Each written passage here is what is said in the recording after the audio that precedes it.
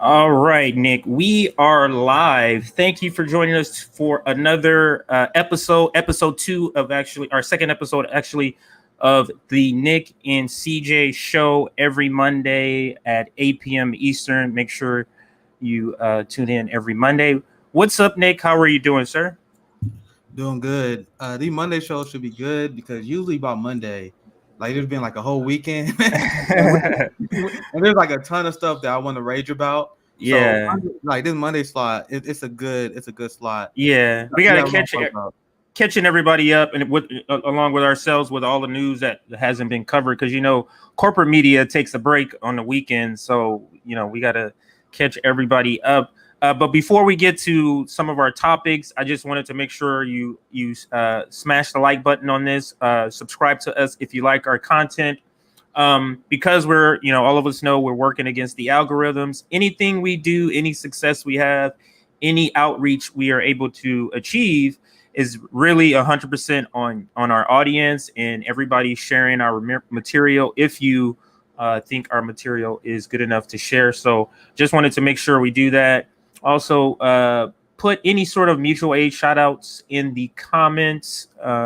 We want to also start focusing a little bit, or I do want to start focusing a little bit more on mutual aid. So that's everything. Oh, so make sure you support Nick and I directly until we get our YouTube monetization back up. So in the little scroll menu there, or scroll bar, you can see all of our both of our Venmo and Cashapp. So Nick, I'm gonna pass it to you for our first topic. And so yeah, what's our first topic today?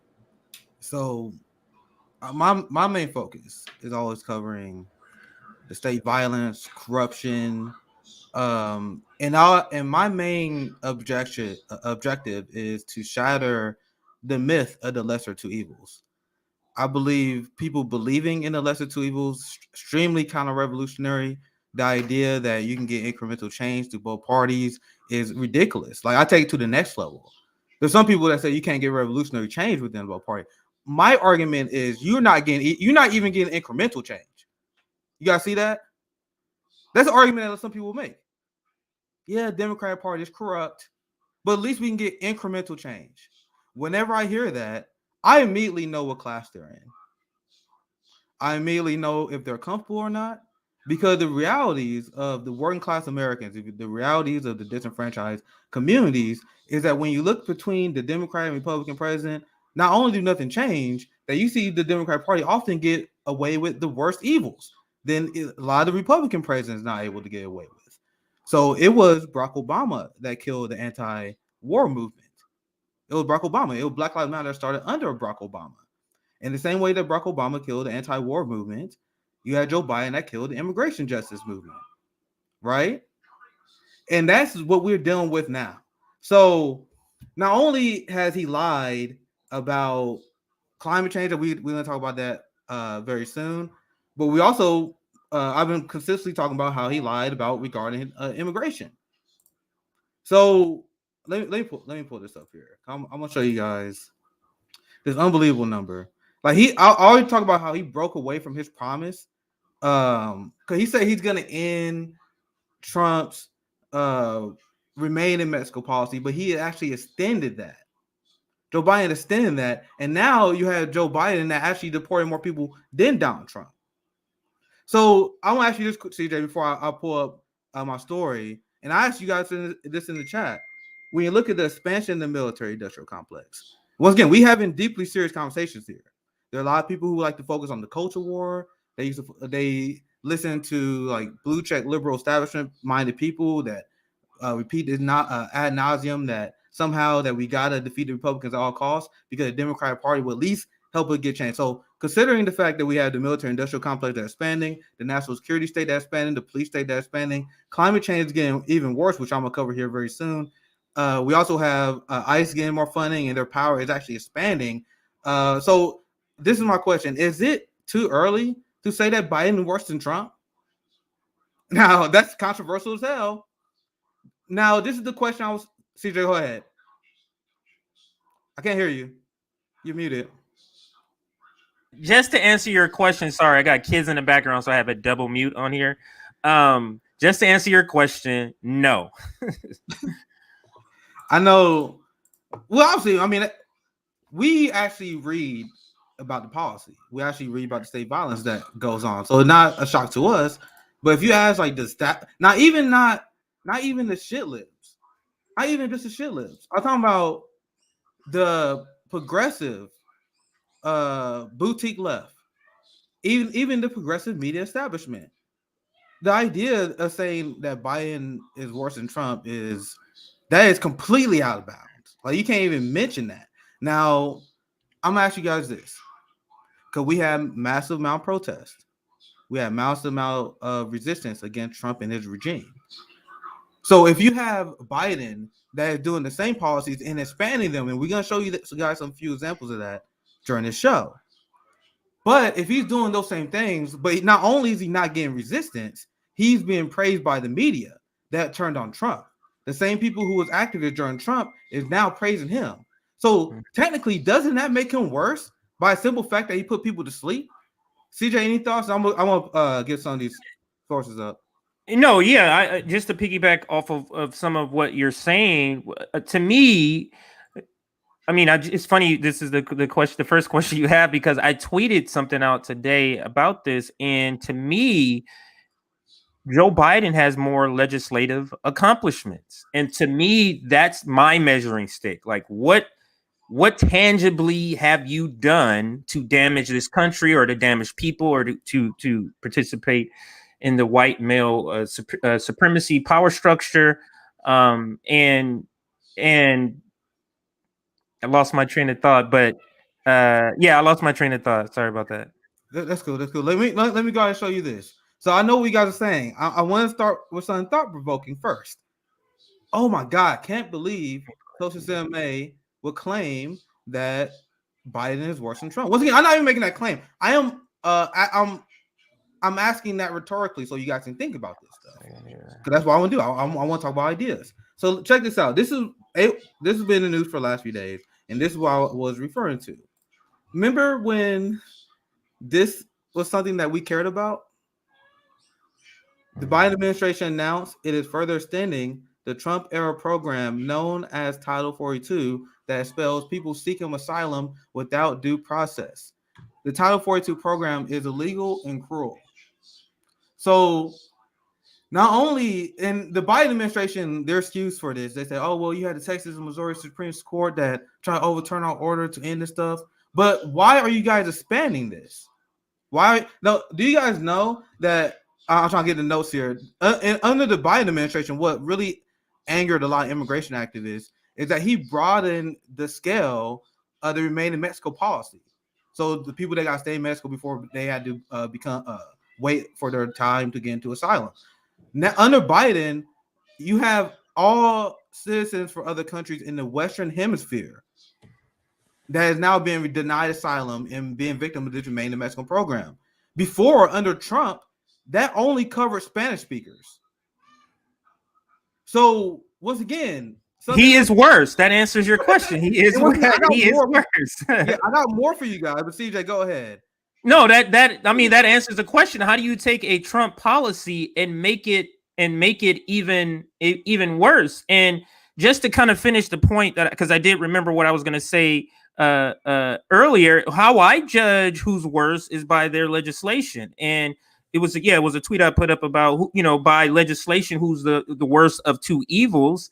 And that's how my moniker, that's my measuring stick. And it's the 1994 crime bill. It's the trade deals. It's the shielding for credit card companies in Delaware. It's being known as Senator MBNA. So it's all of that, to me, tangible legislation that is affecting especially the Black community, is why I say he is absolutely the worst. Even from day one, he was the worst, already worse for me. So passing that back to you. People got mad at me, and I always love to share. Let me see if I can find it. I actually didn't have it saved. Maybe I'll share it too many times. My legendary ratio on Twitter, the worst ratio I ever got, because John Legend and his entire blue check liberal army got mad at me.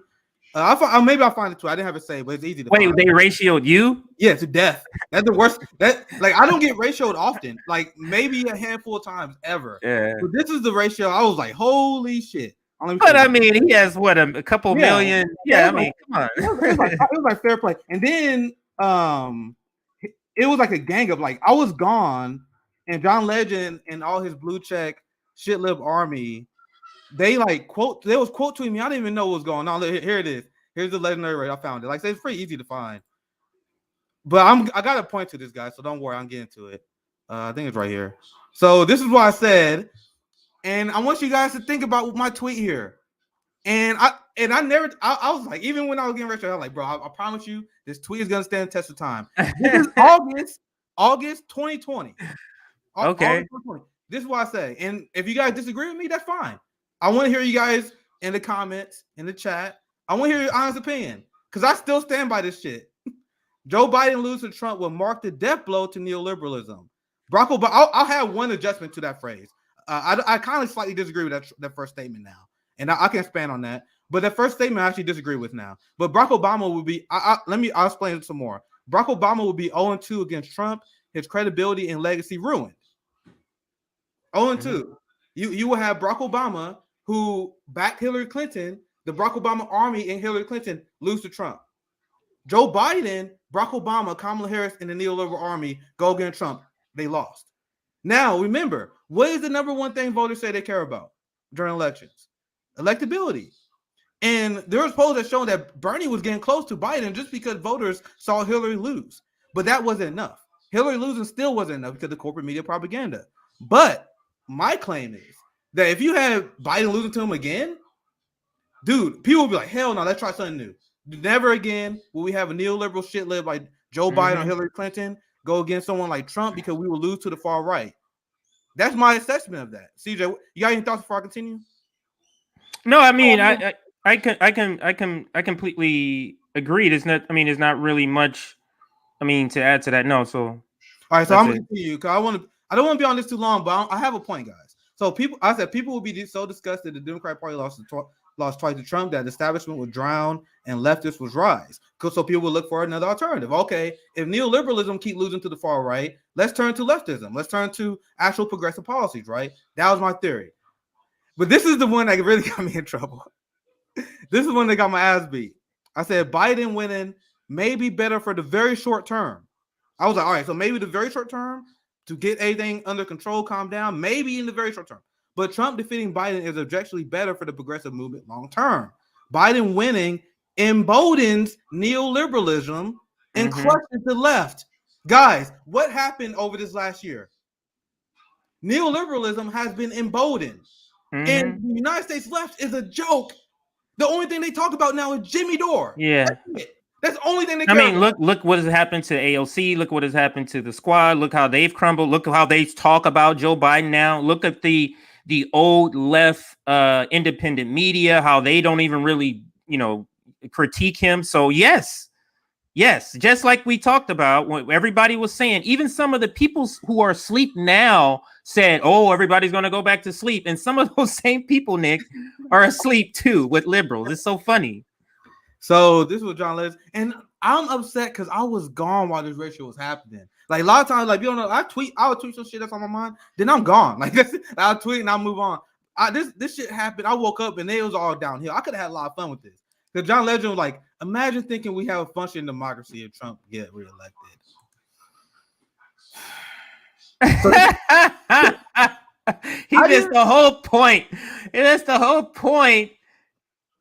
So that's the whole point. This is my circle. Like my people, like these are the people that you see in my algorithm. This is like the obvious response that people have. Imagine even thinking we have like people actually think we got a democracy in this country. Right. Like, John Legend.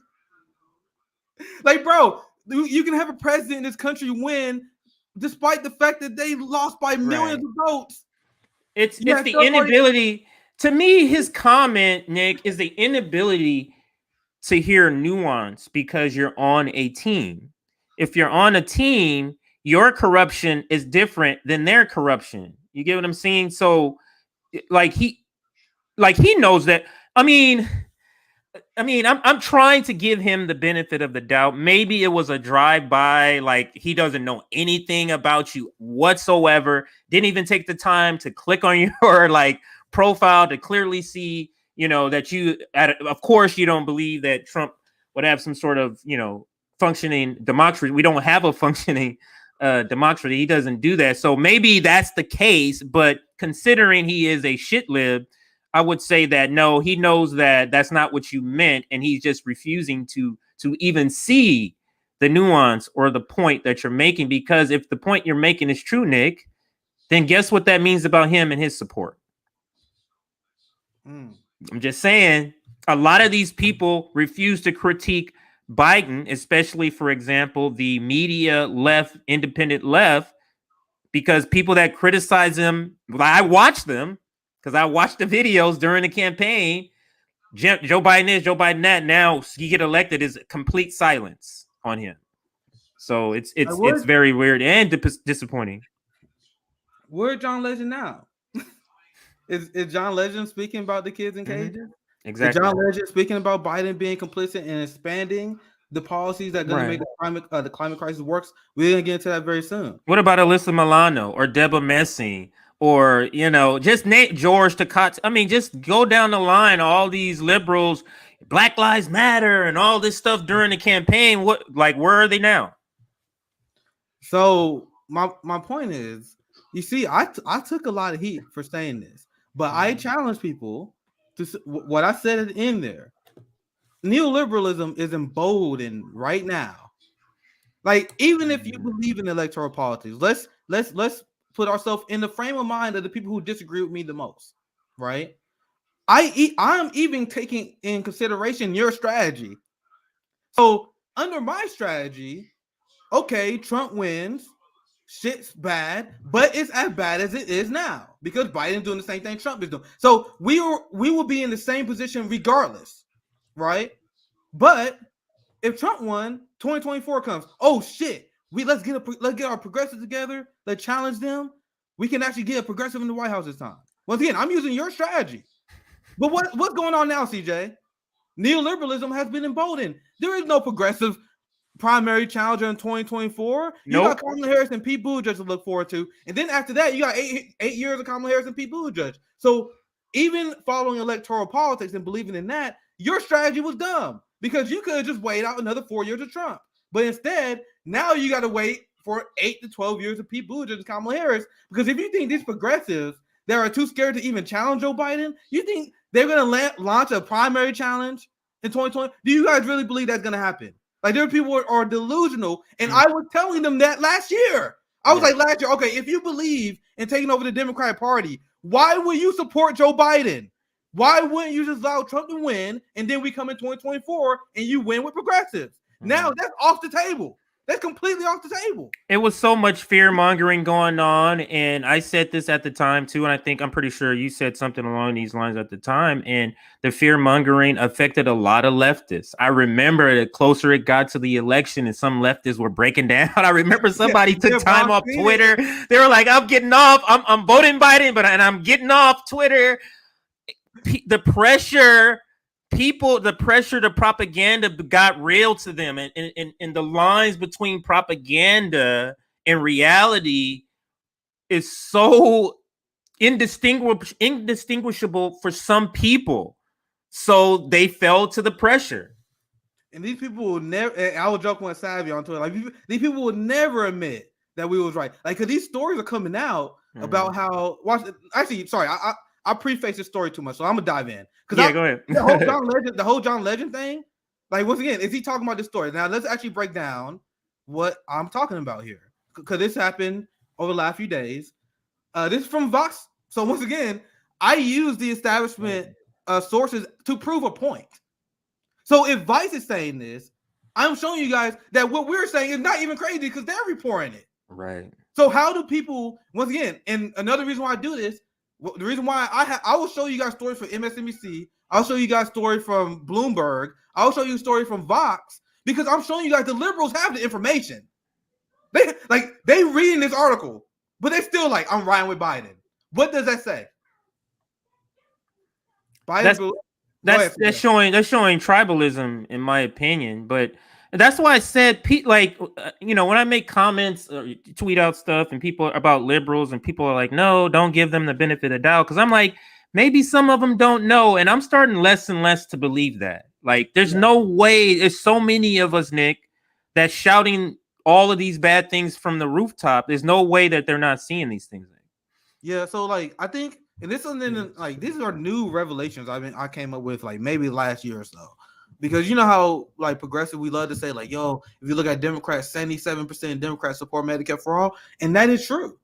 But how many of those shitlibs are willing to risk the quality of their life for that? You know what I mean? Like how many of those liberals who, if they taking a poll right on the phone and someone like, hey, do you support Medicare for all? Do you support people having healthcare? They'll say yeah. But will you challenge your party? Will you do the hard thing to get there? They won't. If you ask these people, do you think ICE is a bad? Do you think we should abolish ICE? They will say yes. I promise you, they probably would. But where are they on Biden? They don't want to rock the boat. They don't want to make Biden look bad. Their tribalism is so strong. They don't even want to talk about this stuff, even if they know it, because they don't want to make the blue team look bad. That's the. But go ahead. I tried, Nick, to think about that mindset to where you're so afraid of just saying facts because you're on a team.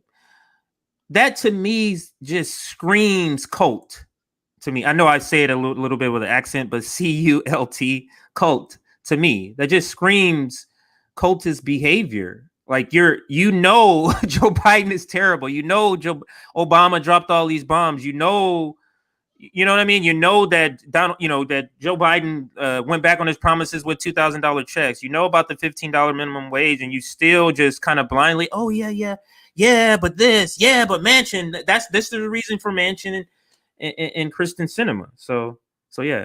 So like. The what you just described there, CJ, is why I'm deeply unimpressed with America and our culture. So this is code thinking, and this is what the two-party duopoly designed people to do. And I truly believe we are devolving. Like people think we got these cool toys that we somehow this advanced society. I don't think we are. I think we are literally the same tribal. Like you know how like we think of our ancestors as like these tribal barbarians who need like a leader to worship. And who have like these like religious doctrine way of thinking that is outdated. That is what people have. Like whether it's your religion that makes you that justifies you being a bigot against our gay brothers and sisters, or whether it's you worshiping like people like Elon Musk. Yeah, so but what's that like when I see people worshiping Elon Musk, like that's us devolving. Because you guys replaced the emperor. You guys replaced the feudal lord with the billionaire capitalist. Like, you guys think that we evolved from feudalism? Have we really? Elon Musk is one of the most powerful humans in history. Like, do you guys think these world leaders are more powerful than Elon Musk? The amount of capital, the amount of influence he has. Like, name me a feudal lord that's more influential than Elon Musk in history, with the amount of power that he has in history. It's sickening to me and devolving when you say people say, oh yeah, technology is advancing. Technology doesn't indicate the level of intellect based in reality of regular humans. And let me try to break that down. So technology, so I have a phone, but this phone that gets me to Google, do this, do that, that devolves my intelligence, because now I have technology doing all these things, for me, and I'm just allowing all sorts of propaganda to enter, from movies to television to news to newspaper, everything. Magazines is all about propagandizing my mind. So when you take technology doing some of my intellectual work for me, and then you add propaganda, that's what we get, Nick. To me, a devolving citizenry, especially in the realm of politics, because Nick, this shit is blatant, bro. Like this shit, like just not this shit, like this stuff is blatant. It's blatant in your face, and people just kind of go, "Oh, another corruption story, okay," and just move on. Like Tom Perez, or is that the guy name who he went on trial for corruption, got acquitted for a technical answer of what bribery is, like which the Congress is the one who wrote the law that made this technical definition. Like it's so absurd. It's so absurd. Yeah. So look at Cuomo. We're gonna talk about that later. But if people think he's like a rogue agent in this system, no, he's not. He's just the idiot who got caught.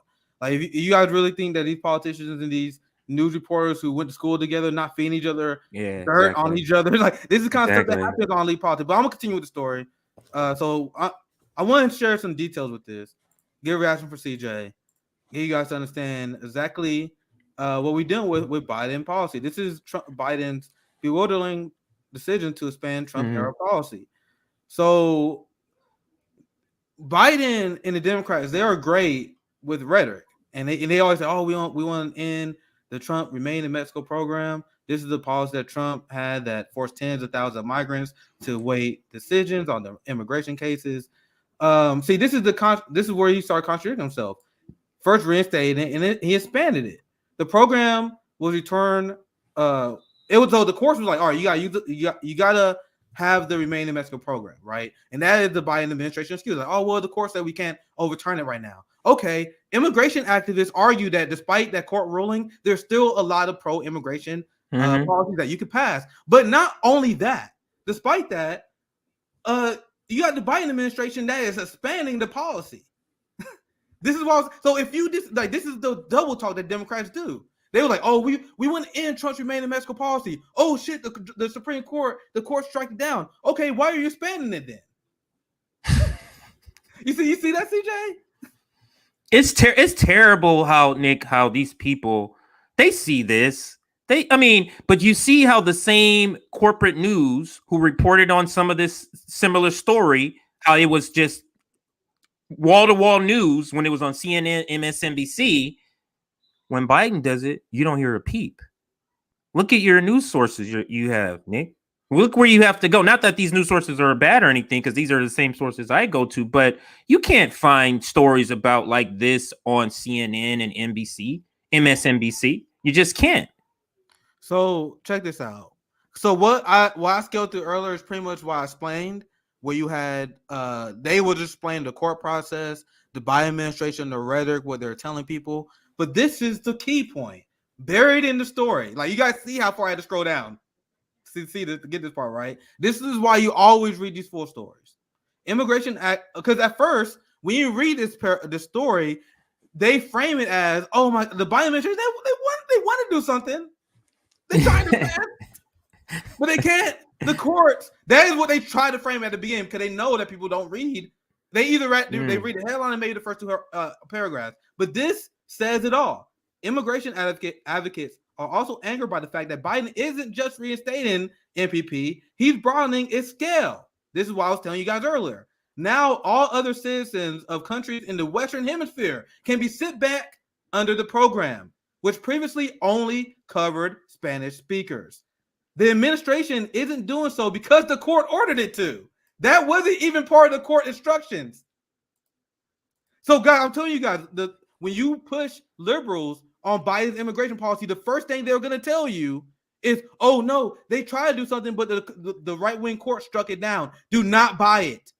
Because not only what are they referring to, though, when they say struck? What are they intentionally confusing something or conflating something? So earlier on, Biden said he's gonna temporarily halt the program to put it under review. Texas and Missouri, their attorney general sued, and then they lost. They lost on the state level, and then the Supreme Court came out and said they were going to uphold the state ruling. So then after that, there's still a lot of legal challenges the Biden administration can actually impose, because the asylum program that was initiated under Donald Trump that he's continuing is illegal, because you had the legal right to assume asylum. And what Donald Trump was saying we got stripped these rights from people because of COVID-19. So the same right-wing culture warriors who they're all like, oh, the government trying to steal our rights because of COVID-19, don't buy their bullshit either, because they're the same. They're using COVID-19 as an excuse to illegally steal people's rights for asylum. So it's both parties that do it, guys. I want you guys to be 100% clear. So Biden, that's the policy that liberals got upset about. So I want you guys to understand that liberals was never upset with how Trump treated immigrants, how Biden treated immigrants, how Barack Obama treated immigrants. Their original objection under Trump was that he was using COVID-19 to strip the asylum, even though they were hypocrites, because Barack Obama did the same thing too, but he didn't use COVID. But that was their objection. But Biden did the same thing, and now they're like, oh well, it's the courts. It's the courts. His hands is tied. Not very much he can do. Well, he didn't have to spend ICE's budget, right? Right. He didn't have to like speed up the Haitian detentions. Like, and if you go through the article, I might go through this a little bit more, but a lot of activists explain like there's a lot of things that he could do with executive authority that the courts is not like that he can get done, right? But he's not doing it. Not only they're not doing it, they're expanding the program that is in place, despite the fact that the rhetoric is, oh man, nothing else can we do. Right? The courts stopped this, guys. But there's people that buy it. As long as there's people that buy it, Nick, they're gonna keep doing that. So that in that segment, I got one more, and I'll pass to you, CJ, because they fit under the same theme. The same theme. Is it unreasonable? Now, you guys saw the whole first segment I did, right? The whole immigration thing. Is it unreasonable to say Biden is worse than Trump? Once again, I don't buy the lesser two evils argument. It's just theoretical thinking, right? Like, are we in the worst position now as a left-wing movement with Biden or with Trump? I'm not even answering the question. I'm just asking you guys to consider this when we go through these stories. So we covered how you had ICE in immigration. That was like the number one thing that people were like, oh, this justifies my Trump derangement syndrome. Yes, I'm going to vote for the most racist motherfucker in public office in the last 40 years, Jim Crow Joe. I'm going to justify that because immigration and the ICE crimes are so extreme. We got to do something about it. So we show how Biden continuing that, right? What's the other one? Do you guys know? So there was multiple like Trump derangement syndrome things, but there's like two things that got progressives or leftists on that. Like when it comes to progressives, there are a lot of liberals that had a lot of like Trump derangement syndrome talking points. That even some of the progressives that we disagree with, they didn't fall for that. But there were some that I will get pushback for. One minor one that's not included in this presentation is the Iran deal. Like there was a lot of progressives like, well, yeah, we hate Joe Biden, but we got to get back in the Iran deal. If you watch the International Leftist Coalition that we have, we debunked that multiple times. So I'm not going to include that one in this segment. Okay. So I would say there's three. I would say there's the Iran deal. I would say the one we did now, immigration, and now climate change. And I also know you want to talk about this as well, CJ. So this is to be our next segment. So first, what do you guys this? If you guys think we are radical, because at the Revolutionary Blackout Network, we call for a general strike. That's the only way I think things will change. Because I do not think, even if we did get incrementalism, there's still way too much state violence. There's too much starvation. There's too much homelessness. There's too much like government overreach that lead to violence, like I'm explaining with the ICE immigrations, and straight up, it's corporate fashion, corporation to controlling the state. That's allowed them to ignore the climate crisis, right? Check this out. I want to show you guys this. Let's discuss like how fucked we are in a way. So this is a map that like shows immoralities, right? So I'm not a climate expert, so please let me know if I get this wrong. But I was reading. Hopefully I get this right. So this is a map that shows like how like our daily climate, our yearly climate compares to like averages. And like if you get like blue is like colder than normal, red is higher than normal. This person said, and this is the Extinction Rebellion Twitter page. This is not normal for December. Guys, I live in Missouri. I've been wearing shorts. Bro, it's been amazing here. And it's like, and people were just having simple conversations. Oh my God, bro, the weather's amazing. It's like, yeah, yes, it is. Not realizing we're fucked. not realizing that these great days are gonna come with a great cost. CJ, any initial reaction on this? But look, this is what we're dealing with now. That's terrifying to me. That's my reaction. Is that this is terrifying to me. It's just the feeling that like shit is about to hit the fan or is hitting the fan, and the powers that be are just acting like nothing is wrong. It's the I don't believe cigarettes are addictive arguments. You know, it's the just not believe in science. So it's terrifying. But I mean, look how much of that, Nick, is red, and look how little of that is blue. Yep. Like even if we did everything, every single thing right tomorrow, there's already damage done that you can't fix. That is an important point, CJ. This is why people who are talking about politics like it's 2015 need to wake the hell up. Yes. There are people that are talking about politics like 2015. And let me explain to you guys the reality of the situation that I told people while I canvassed. People were like, yo, how do you get so many people to switch to the left? Bro, I told people this reality straight up, man. In 2015, when we had Bernie Sanders, stop blowing my damn phone up. So when we had Bernie Sanders running in 2015, you guys realize, like, through progressive electoral politics and legislation, that was probably our last chance at mitigating the worst parts of it. Not stopping it, mitigating the worst parts of it. So once we had either Trump or Hillary win, it didn't really matter because Hillary is a big fossil fuel person. Yeah, drill, exactly. baby, drill. So, and I'm gonna show you guys how climate crisis is getting worse under Biden. I'm just getting started with the story, right? So I'm trying to get my train of thought. So you had these same people that they acknowledge that the progressive, they acknowledge that the climate change is a big deal. Like this is 1 to 3 because they see these charts. So all right, my point was, even if Bernie won in 2015, we had hella work to do, guys. And I had to be, there were a lot of people that was misleading other people out there. Like, yo, we win, we're great off. No, even if Bernie won in 2015, we still had a lot of work to do. In 2020, we needed Bernie to win just so we had a shot.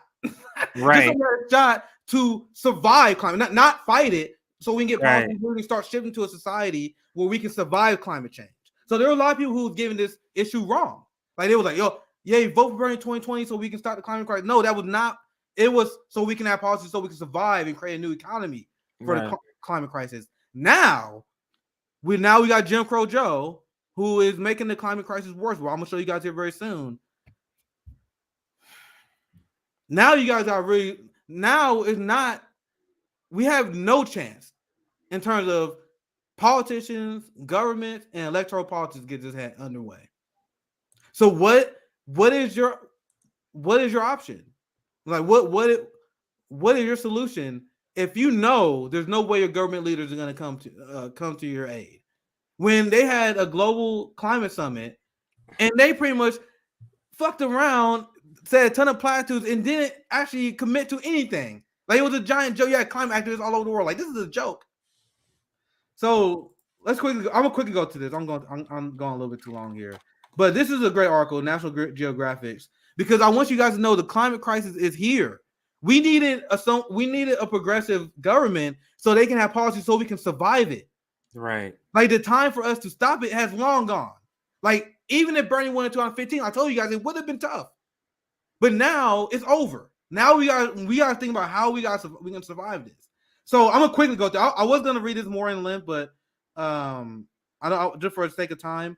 But this article goes through all the real examples of how the climate crisis is alive right now. They talking about all the money that it's cost, and this is what Republicans don't understand. Like, well, you guys want to spend all this money fighting climate change? There were studies that shown that if you don't do anything to stop climate change, it will cost more. The alternative will be even more expensive. Here's one example. Like, I don't want to read the whole thing.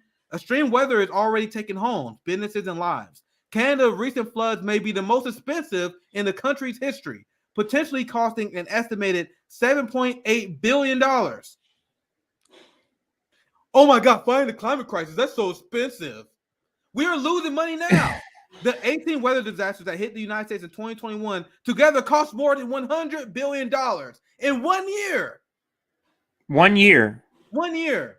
But tell me more about how fighting climate change is expensive.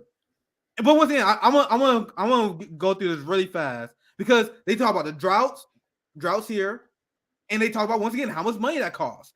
Once again, these droughts are destroying the lives of farmers. Like, guys, the people who deny climate change, they are so dumb because we see the real cost of this now. There are fisher markets that are being destroyed.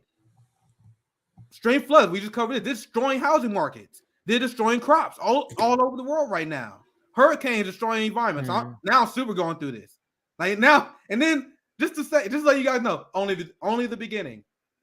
Only in the beginning. Like we were just now starting the climate crisis. We were like, holy shit, this is crazy. The local governments and economies are being destroyed by this. The floods, the droughts. Like I even have people, like once again, there's some conservatives who like me. They're like, oh yeah, Nick, I like you, but I think you get a little bit too fear mongering when it comes to climate change. Open your eyes. All you gotta do is look at what's going on right now. Right? Well, CJ?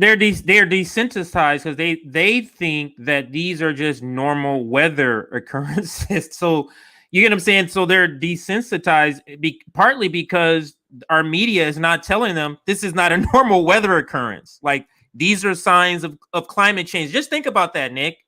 We have weather people, meteorologists who are not even reporting on climate change, and they have news segments every single day, like in every single news segment. Like, how are you not talking about this? It's all to worship at the altar of money or the lack of thereof. They don't want to spend money, but they're losing money this way. So once again, I ask you guys the question. This is the theme of my presentation today. Is it unreasonable to say Biden? Once again, let's say it's worse or as bad as Trump, right? Because I just outlined the climate dystopia. Right? I just outlined the severe situation that we are in. So what is the Biden administration response to this? Once again, there are three things that I got shit from people who consider themselves leftists for not voting for Joe Biden. The Iran deal, immigration, and climate change.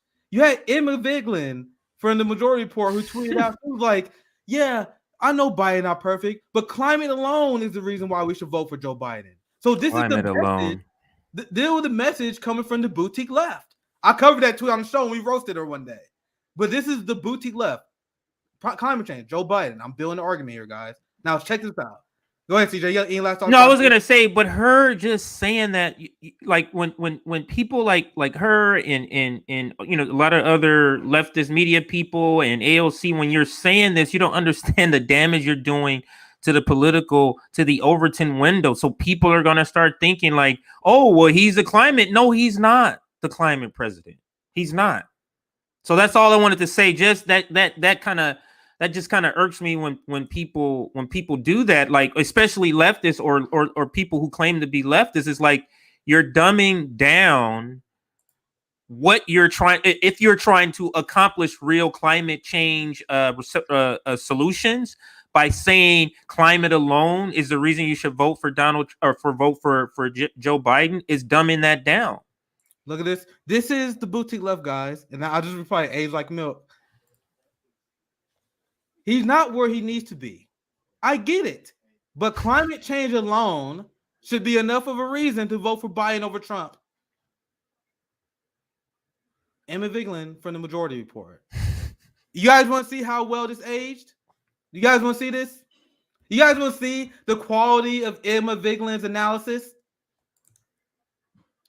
Documents revealed by the Daily Poster show the Biden administration just declared that scientific proof for catastrophic climate change does not present sufficient evidence to halt the government plan to vastly expand offshore drilling. Trump is the climate denier. We got to stop Trump. We got to vote for Jim Crow Joe because we got to replace him and we got to get people who believe in science, CJ. But they said scientific proof of catastrophic climate change does not present sufficient evidence to halt the government plan to expand offshore drilling. Now, Nick, go ahead. No, I was going to say, see, the difference is liberals, you and I, or people like us, we look at the Democrats and Republicans' response to climate change and say, you are effectively the same because the result is the same. And people like Emma and other people who follow the Democratic Party, they say they're different because they say stuff different, even though the results are the same. And that's what we're saying. That makes them the same. CJ, you want another example of this? Just recently, we covered this on the International Leftist Coalition.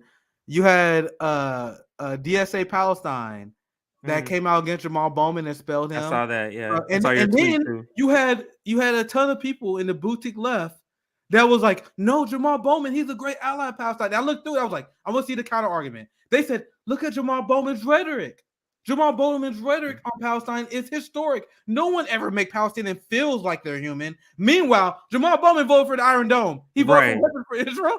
You see how they care more about the rhetoric than what he actually did? It's so unserious. That's so it's so unserious, Nick. It's so I tell you, we're deeply serious people talking about deeply unserious people, right? Yeah, talking about deeply unserious people. That's Emma Villain. That's her take. That's her breakdown of that. We gotta vote for Joe Biden. Once again, this is what she said. He's not where he needs to be. I get it. But climate change alone is enough of a reason to vote for Biden over Trump. Do you guys want to see more examples? You guys want to see more examples? This is a great Twitter account. It is day 321 of Biden's presidency. The Biden administration has approved 3,091 new drilling permits on public lands. He's approving these permits at a higher rate than President Trump. 321 versus 300. So I ask you guys once again, is it unreasonable for me to say that the left is in the worst position? Let's go back. Let's see what Emma breakdown was. He's not where he needs to be. I get it, but climate is enough of a reason to vote for Biden over Trump.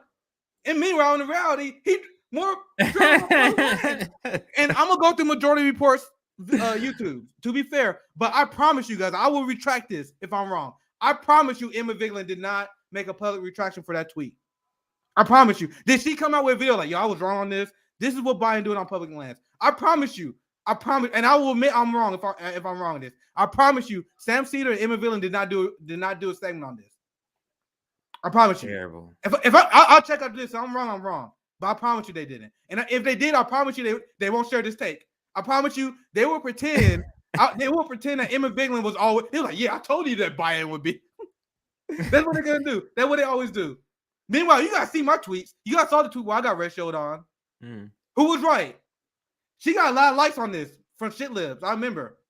She didn't get ratio for this tweet, but I got ratio for saying what was true, right? So what does that mean? I remember during that time you couldn't really say what you were saying, Nick. I remember I said something similar, maybe not too far, because I knew I would get the same reaction. Let me show you something here, Nick. It goes to what you're talking about now. I went long enough. Go ahead, CJ. No. It's just I wanted to show you because it's to actually answer your question. It's the same question you have. Who's the worst of the two? Why you just asked that yesterday? I didn't even see that. This is the same thing. That's why I was saying earlier today. I was like, Nick, it's so crazy how you started with that question. It's the same poll question I put up earlier today. And look, now let me just tell you my personal belief.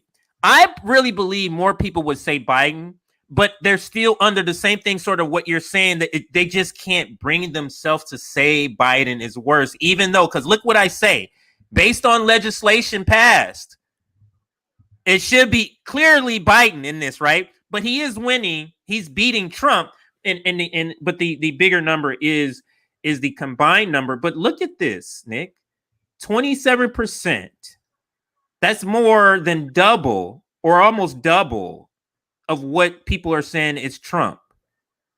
And this is who they're telling us, Nick, is the worst, is the best of two evils. Wow. That's what they're telling us. But this poll, I know it's unscientific, but this poll tells you right here. And to be clear, and I said it many times, my argument and the argument I always present is that we live in a one-party corporate state. Yeah. So the idea that what people always want to put out there that like, yo, this party bear another party, I reject that. When I do these segments, I want you to realize that when you vote for Joe Biden, you are voting for Ronald Reagan. Mm-hmm. That's the point of these segments. And I asked him the rhetorical question as a nerd. Say that again, Nick. You don't understand that line you just said. Just hit me. Because you don't understand. For me, Reagan is the worst president of my life. Like, he's terrible. So when you're voting for Joe Biden, you're voting for Ronald Reagan. Like, that was his mentor. That's who he looked up to. I think I read somewhere, Nick. Correct me if I'm wrong. Where he was the person that was helping to push Reagan further right on some certain legislations. Joe Biden was. Joe Biden and a lot of the blue dog Democrats, they was responsible for pushing Reagan to the right. So there's a lot of things that got done in the crime bill. I think the three-strike law is one of them. That was one of the things that Reagan was trying to do, and that was influenced by Biden and them, but he couldn't get done. But Bill Clinton was able to get done, just like deregulating Wall Street. Like there are a lot of things that Reagan wanted to do, but he couldn't do because he's the big bad Republican. But then we have Bill Clinton play the saxophone. You have black people who say he's the president. On Arsenio Hall, he played the saxophone. That made him black. Yeah, so they would do the shit. They would like it was the Clintons that passed welfare reform, aka welfare cuts. Right. Let me just say this because this was a major contention or major point. 70% of the recipients when he cut it, Nick, were children. 70% of the recipients were kids, and it was cut. So Hillary Clinton, I thought she gonna find this article I read a long time ago. Because that was one of them statistics that blew my mind.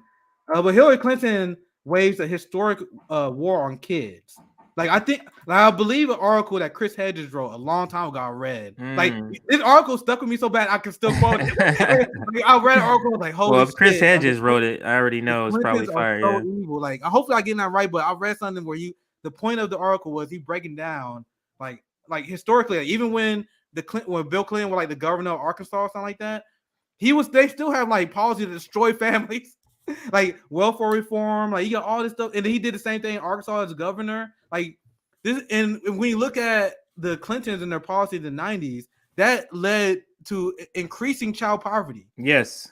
So when people when you know this stuff, when you're educated about this kind of stuff, you see how I am physically repulsed by the idea that these people are the lesser of two evils.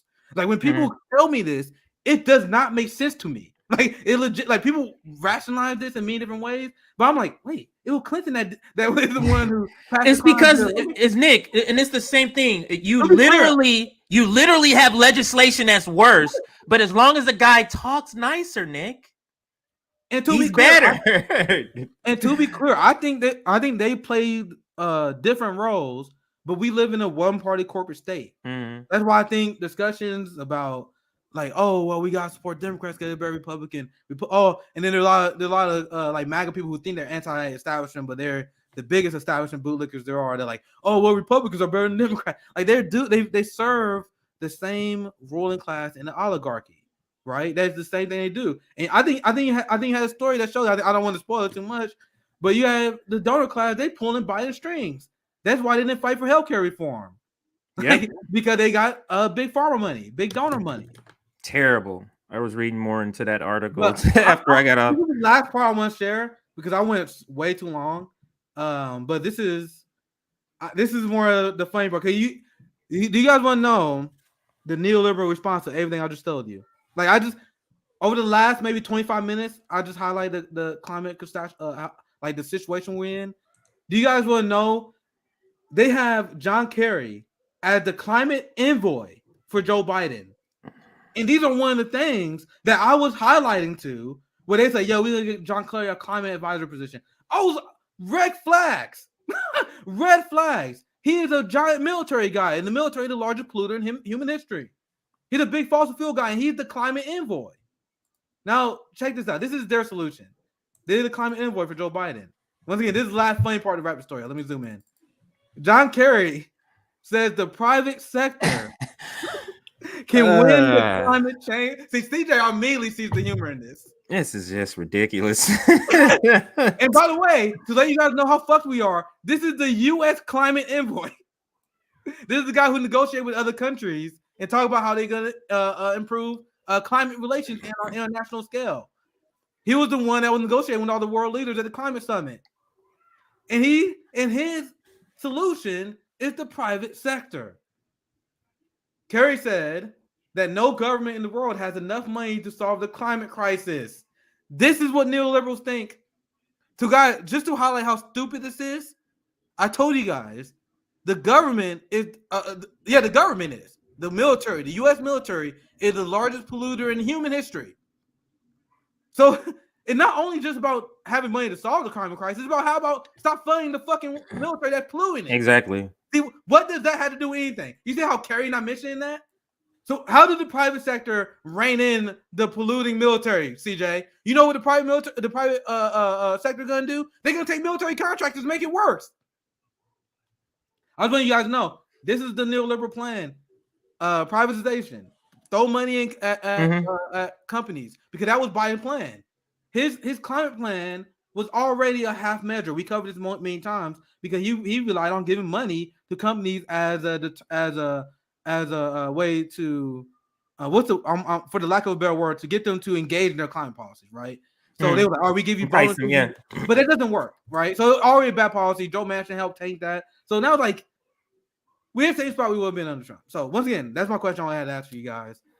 Let me ask you. I got a follow-up question for you, Nick, on this same topic. I guess it can be the last question.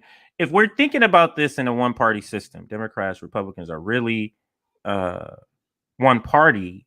Do you think it's an actual strategy by their donors to make Republicans say dumb and awful, horrible stuff? Not make them, but have them say dumb and awful, horrible stuff.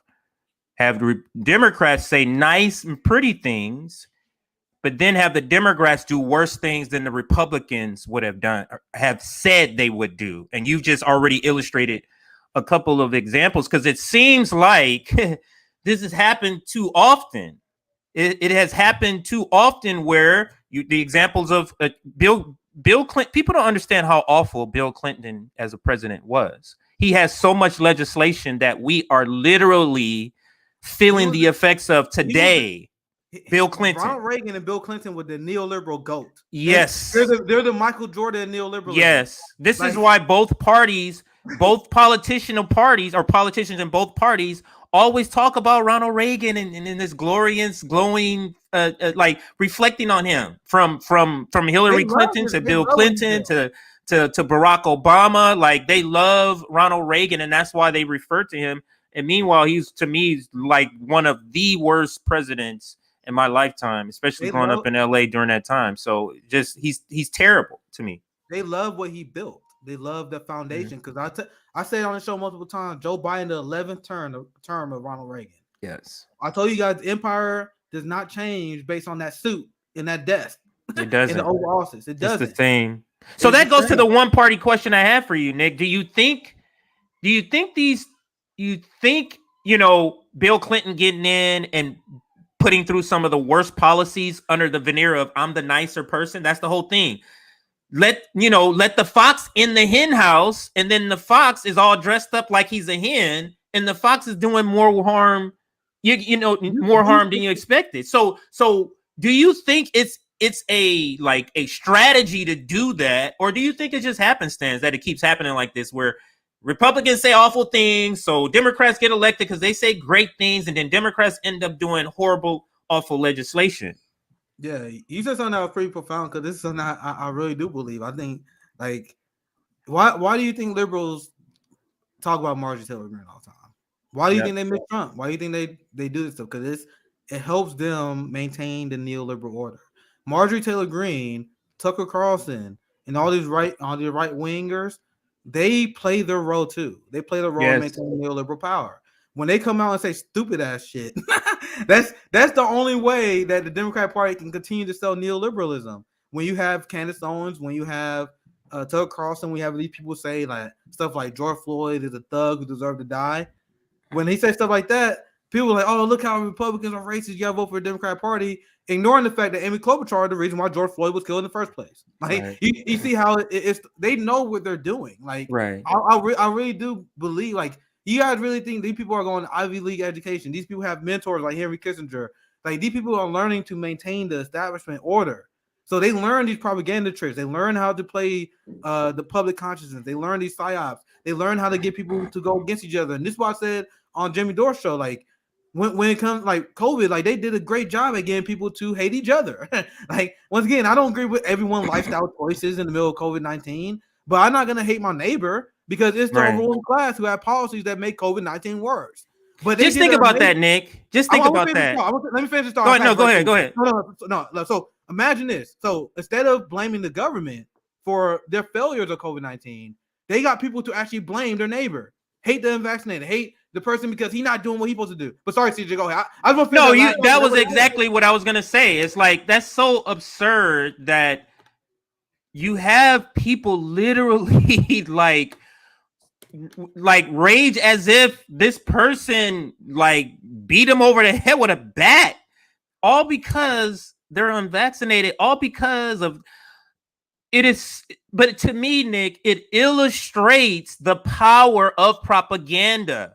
You're talking about literally in what, 15 months, 2 years, they've gotten so many people to hate each other, to draw new lines of divisions. Like, how is that possible? It's because the propaganda is so powerful. Look how they've gotten millions of people at each other's throats about vaccinations. It's so it is so ridiculous, and they keep playing to it. They keep playing to it, and they keep playing to it every article. And people who watch it think they can recognize propaganda. That's what people think, Nick. I can't. Sometimes I have to watch the story over and over and over to spot where is the truth in this story. Like, it is not just open like that. So I just want people to understand that propaganda is evil. I'll pass it back. Yeah, and that's something that I have been highlighting, like, because everyone knows the concept of divide and conquer. Yes. Like, if you explain the concept of divide and conquer, everyone acknowledged that. Everyone acknowledged that, right? But then they fall for it. It's like, that's bro, it. you know, like I literally see both sides doing everything they can to divide the working class. Like, I see culture war after culture war after culture war. Meanwhile, I see the police state expanding. I see the national security state expanding. I see ICE denying more people human rights violations. I see Biden dropping drones despite him lying. He said he'll stop it. We're going to cover down the National Leftist Coalition, by the way. Another thing that Biden said he's going to stop. He's still controlling people. But anyway, so you got all these things that are going on. And as a content creator, as someone who's a citizen journalist who covers stuff, I have a really hard time filtering this shit. Because I'm like, how am I cover like what's going on in Colombia? I'll cover what's going on in Nicaragua. I'll cover on, like, I was talking to a star. We got to talk about what's going on in Afghanistan with the sanctions there. Then there's the police violence. There's Julius Jones. But then all these people do, they talk about podcasters all day. Like, these people talk about Jimmy Dore all the time. Yes. Like, all the time.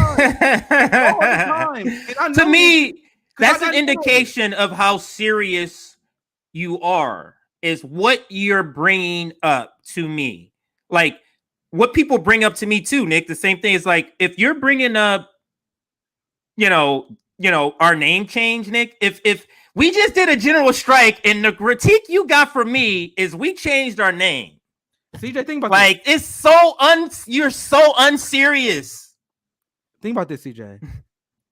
We just did 1 hour explaining the state violence that Biden is complicit with continuing.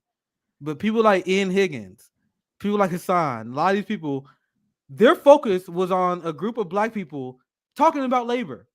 Like, so this is the concept that's going through my mind. I'm like, bro, you got to really taking time out of your day. Like David Doe, he got a Rational National. He did like a whole reaction video or something. I'm like, this is what you guys are doing. To our General Strike Summit? Yeah. He did like a reaction video with one of the streamers. He was like, oh, man, these people, man, they're not talking to you and the activists. It's like the same shit. Like, I'm like, bro, you see their focus? Like, this is the concept that I realize. But why do you shit on people who are trying? Let's say we didn't have union.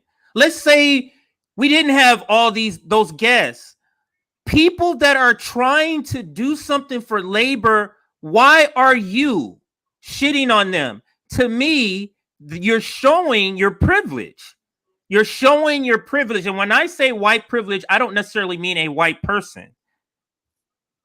Because you can be propagandized into believing you're like a white person. I see these people all the time.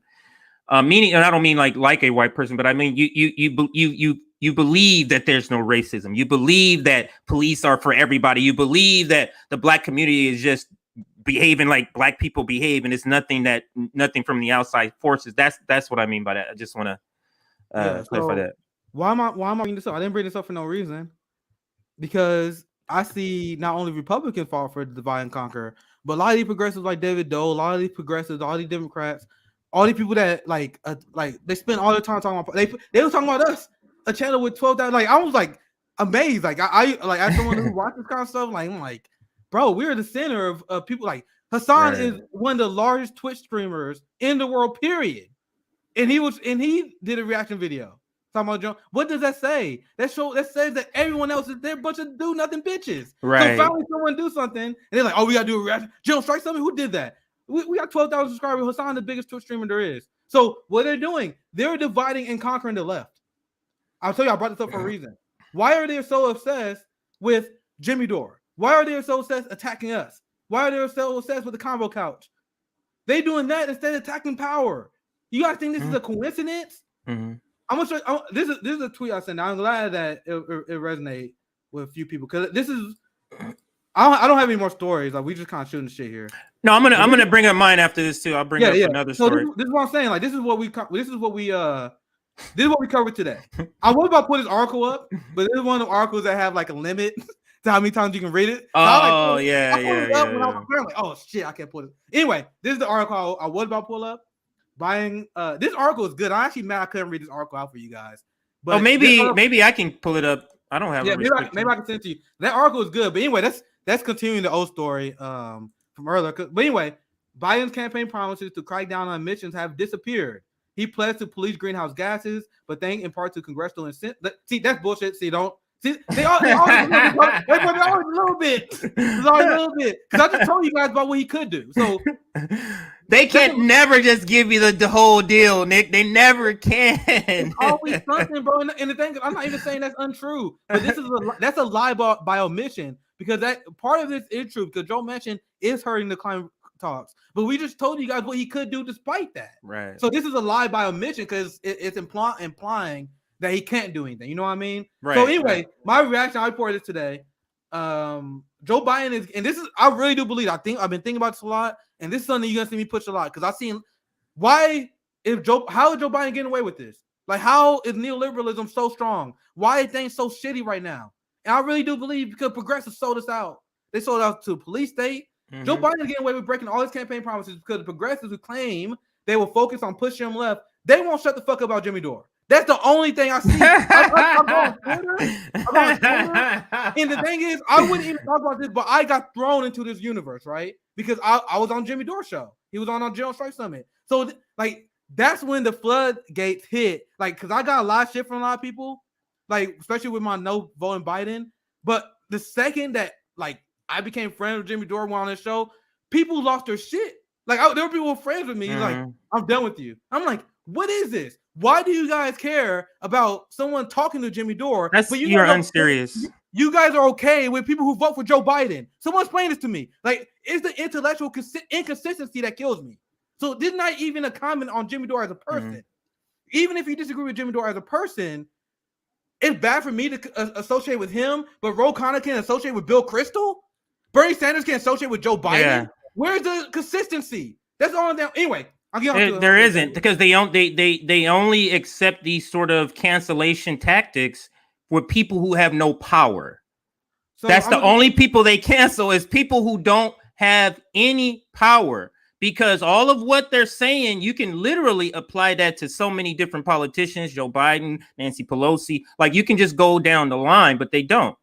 But yeah, before. Go ahead, Nick. Before I bring up this next article. Yeah, go ahead. Yeah, go ahead. You can share a story. The last time, I want to say, because I really do believe, like I said, I think this is a psyop, man. I think these people want to get everyone to focus on podcasters, focus on this person, focus on this person, despite the fact that Joe Biden is an historically awful president. They want to paint the picture that it's us that's the problem. It's the Revolutionary Blackout Network, there's Combo Couch, there's Jimmy Dore. You see with the psyop, you don't even have to like Jimmy Dore to agree with my analysis. You guys see how they're trying to flex shit? And I'm tired of it. I'm tired. Right. I'm just saying if go ahead, CJ. If I said this already, it just if you're like, I just can't take you serious, man. I just can't. If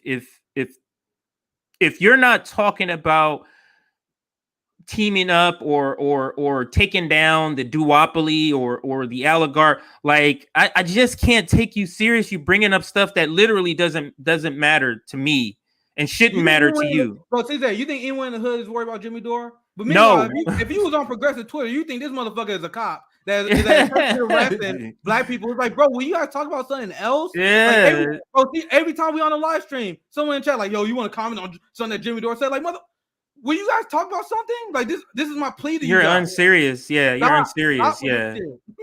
You're unserious. So this story here, health insurance and pharma lobbyists max out to the Democratic Party. It ties in to what you're saying about the lesser of two evils. So the Senate braces for a showdown over expanding Medicare to include dental and vision benefits after health care industry lobbyists have bundled six-figure donations for Democrat campaign arms. Six-figure donations, Nick.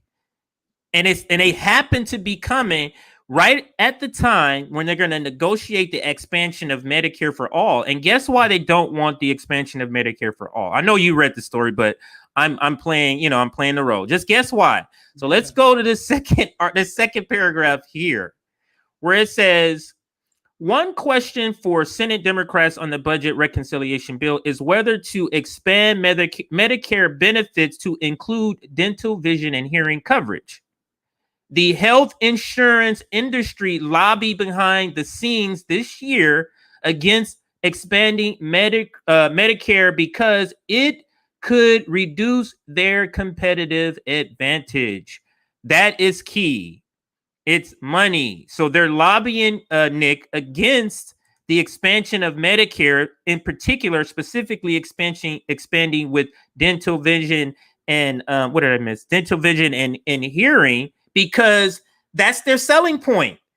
So when they're agents, you come in and hey, why wouldn't I just go with Medicare? Here's why. They don't have dental. They don't have vision. They don't have hearing.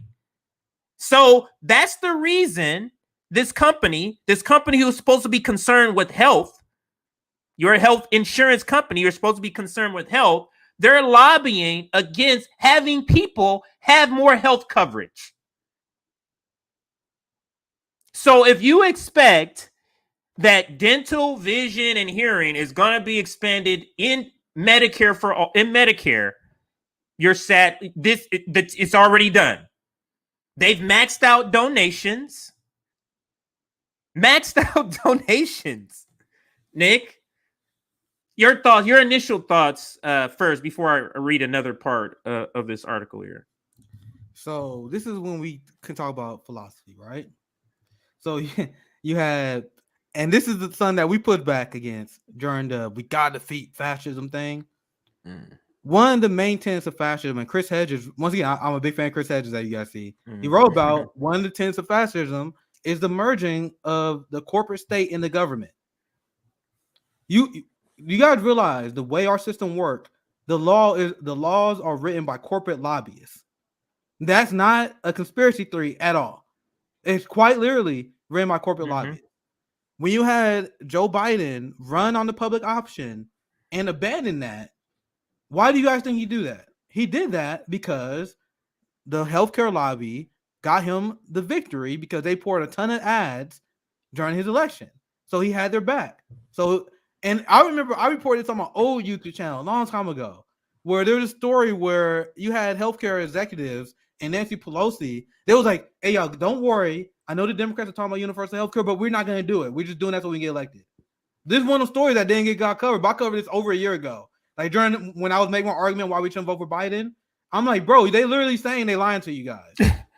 Like they was like, cause you know how they had a panic while they was running. Yeah, they was like, wait, public option, Joe Biden, what the fuck? I thought you were my boy. They're like, no, we're trying to win, bro. Barack Obama did the same thing. Yeah. Telling us we're going to fight for the public option, and then in the background telling the lobbyists that no, we're of course not. Same thing. So my last thing I say to finish my thought: when you have the corporate lobbyists with this much power, when you have them literally writing the bills, that's mean they have power within the legislative branch of our government. That is the merging of corporate corporation and state. So when you say we gotta vote for Joe Biden to defeat fascism, once again, in my brain, this does not compute because the system does not change. In fact, Joe Biden endorses this. But go ahead, CJ. Because it's not computing, because you understand defeating fascism goes above the presidency. You get what I'm saying? Like you have to go to the president's manager to defeat fascism. You have to defeat the president's manager. Like the president is just executing.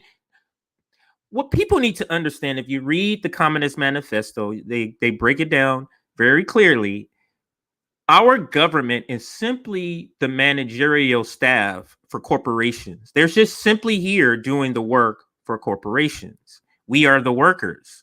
This is why they're constantly looking at our government as a business, because to them, we are a business. Corporations, the country is a business because their business, the workers live in the country. So anyway, I digress. But Nick, let me read you another part of this article here. Another issue is how to address drug pricing reform. The House passed version of the Build Back Better Act, BBB, is less extensive in allowing Medicare to negotiate the prices of commonly issued prescription drug treatments with pharmaceutical companies than what House Democrats had previously passed. Now, this is the part I want to focus on. The BBB, Build Back Better plan, now in the Senate would allow negotiations on no more than 10 high-cost drugs, Nick. 10 high-cost drugs. Guess when it's starting? In 2025. So it's only 10 in the bill now, and it's not even starting until 2025, right? Just in time. Just in time to run on it, CJ. Just in time to run on it, just in time to lose, and just in time for the Republicans to overturn that shit. God damn, how do people not see this game? Yes, so there's 10 in 2025, and then it raises to 20 by 2028, right? Then 50. You know how many drugs are on the market? 50%. 50 is like none. And do you think they're going to selectively pick the drugs that are the most expensive, that people use the most, that people can get the most cost savings on? Do you think they're going to pick those drugs, or are they going to pick some obscure drugs that few people use? It's so absurd, the corruption. And it's in plain sight. I'd say this all the time. American corruption is in plain sight. This is why they use soft language like contributions. Instead of bribery, they use lobbying. You get what I'm saying? Instead of starvation or starving, they use food insecurity. It's all about sugar coating the realities of the effects of capitalism. I'll pass it back to you, Nick. Your thoughts on any part of that? I absolutely love this segment that you cut out here. And I love our community as well, because I was doing some snooping while you were reading. This is why I love doing these shows with CJ, because you guys know I got receipts. So I got something to back you up, CJ. So our community, this is a great comment by Carne Verde. He said Biden also appointed a big pharma lobbyist as head of the FDA. Now, once again, you guys saw the stuff I covered. There's so much stuff. Once again, this is one of the things that slipped by me. Like, maybe I read about it, maybe I reported, but I didn't know this by heart. So why are you reporting that? I did some snooping to verify what Carne Verde said. So what you said the corruption is so out in the open. So I found some stuff while I was snooping, CJ. You want to see this? Once again, I'm reading this live to you guys, so be patient with me. So check this out. Just to see if I can back up this comment. Biden chooses Robert Califf to lead FDA despite drug industry ties. So that comment, I fact checked him. He was right. Now, look, check this one out. I found this while I was looking for this one, but this one is just as good. Top Biden advisor could face ethic pressure as his brother lobbies for pharma firms. So this is, so Steve Ricchetti, like you have all these people that close to Joe Biden. They have friends that are literally lobbyists, and they are literally working on drugs. They're supposed to be regulating drugs that they have family members in the field of work that they're supposed to be monitoring. And now we just read off the list how Joe Biden essentially lied about slashing prescription drug prices.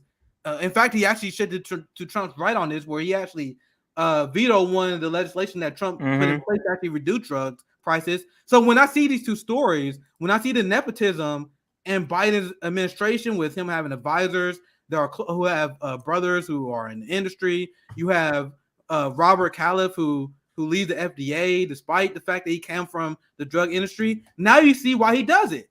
Now you see how he got away with it, why he is signed with Big Pharma, right? The corruption is literally here. Like that article I pulled up is in the New York Times. Like I told you, I pulled up the establishment resources to make anti-establishment arguments because this is not the information is not hidden. It's not hidden. Like, bro, I'm looking at this article you got pulled up right now. This is crazy. Yeah, because I'm just read because this article Sledge is great. I don't if you read Sledge, it's great because they dig real deep. Because no, it goes through all the lobbyists and the donors. Look at this and how much money these people are donating. And the Democrats, Nick, they want us to believe that they can accept this money and it has no effect on how they vote. That's what they want us to believe. Go ahead, Nick. Sorry. No, I was just saying Nancy Pelosi says that with a straight face. Like that was the insider trading story I reported on here before, when you had a reporter that asked Nancy Pelosi to his face, like, "Yo, you guys are literally working on legislation." I'm trying to remember exactly what industry it was. Fuck. Yeah, I think it was like some sort of Wall Street reform or something like that. And then they were like, "Bro, Pelosi, you literally just got stocks in this company." She does that all the time. I think I'm maybe butchering the story, but I showed the clip. Maybe I'll find it again. Is it the clean energy? Because I know she was. I butchered it so bad. I find it. No, go ahead. So I'll just read a couple of the bundlers. So this person, Lisa, I can't say her name, so I don't want to butcher her name, but she's a principal lobbying firm, right? She's a principal lobbying firm, so people hire her to lobby for whatever that company wants. Look at this funds here. Where is it at? 77. She has bundled 77,000. Look at Laura bundled. Where is her amount? Down here, contributed 5,000. Look at Podesta. Now, Heather Podesta is either the daughter or wife of. Remember Podesta? Isn't that the Republican boogeyman? Like Podesta. Yes, Podesta. But look, how much is bundled? 177,000. Go ahead, Nick. I was about to say it's always funny because Republicans always they fearmonger over Podesta. What's the other guy? There's another big guy. There's Podesta and the other guy. They fearmonger. Sora. I know Sora is another one. It's Soros and Podesta. Like Republicans become leftists when they talk about these motherfuckers. Because Republicans be like, "Oh my God, George Soros, Podesta. These are these billionaires that are controlling Democratic politics." I'm like, bro. Look at the party supporting. It's the same. Like Podesta is literally just another Republican billionaire donor. Yeah. And by the way, Podesta and Soros, they are lobbying for positions that you guys support. Like you got like the hard Republican line. I'm not talking about the voters. I'm talking about the Republican Party line. Right. Support government health care. So you have Podesta and Soros who lobbies against government health care. You got Republicans who are super Zionists, but George Soros is a super Zionist. You see how they create boogeymans? But you guys agree with George Soros and Podesta. It was the Bernie Sanders movement. It is leftists that are anti-Podesta. Right. And I used to tell Republicans this all the time. Back when I used to support Bernie, they were like, "Oh, you Soros clown." Like, bro, our movement is anti-Soros. We want to increase his taxes. Y'all motherfucker wanted to give him a tax cut. I used to tell them that to their face. Anyway, sorry, I'm shifting too much here. So I want to say this because I butchered the story, so I feel like I had to correct it. So here is the story I reported a long time ago. So maybe you guys see it for the first time. I love that Peter Dow, a friend of the show, he shared this. I don't think I turned the volume on. Let me reset it. So this is the Nancy Pelosi insider trading. This video is classic, and this should be required viewing for every fucking shitlib that exists. Look, this is Trumpism. Just keep that in mind while you watch this video. What you see for Nancy Pelosi is Trumpism, and I will explain when the clip Former House Speaker Nancy Pelosi and her husband had participated in at least 8 IPOs. One of those came in 2008 from Visa, just as a troublesome piece of legislation that would have hurt credit card companies began making its way through the House.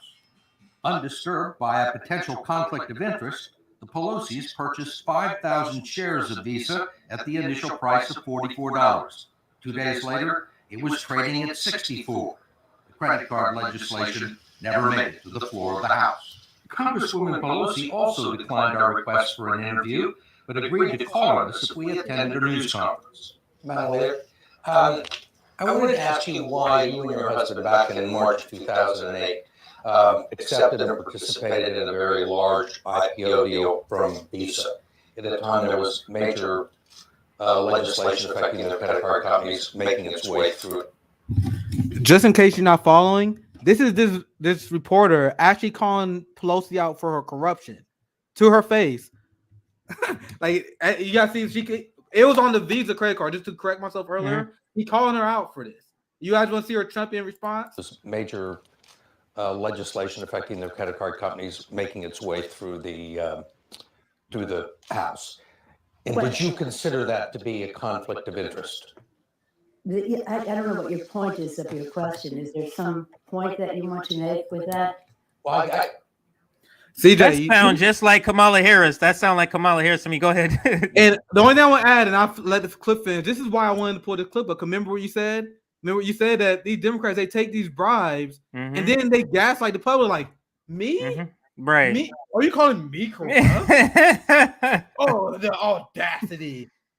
You see that? That's her response. That's literally what you said, right? Now let's finish this. I want to get your reaction. I guess what I'm asking is, do you think it's all right for a speaker to accept a very preferential and favorable stock deal? Well, we did. And you participated in the IPO. Well, I have many and at the time you were Speaker of the House. You don't think it was a conflict of interest or had the appearance of a conflict of interest? It only has appearance if you decide that you're going to have elaborate on a false premise. But it's not true, and that's that. I don't understand what part's not true. Yes, that I would act upon an investment. Yes. Congresswoman Pelosi pointed out that the tough credit card legislation eventually passed, but it was 2 years later and was initiated in the Senate. I will hold my record in terms of fighting the credit card companies as a Speaker of the House or as a member of Congress up against anyone's.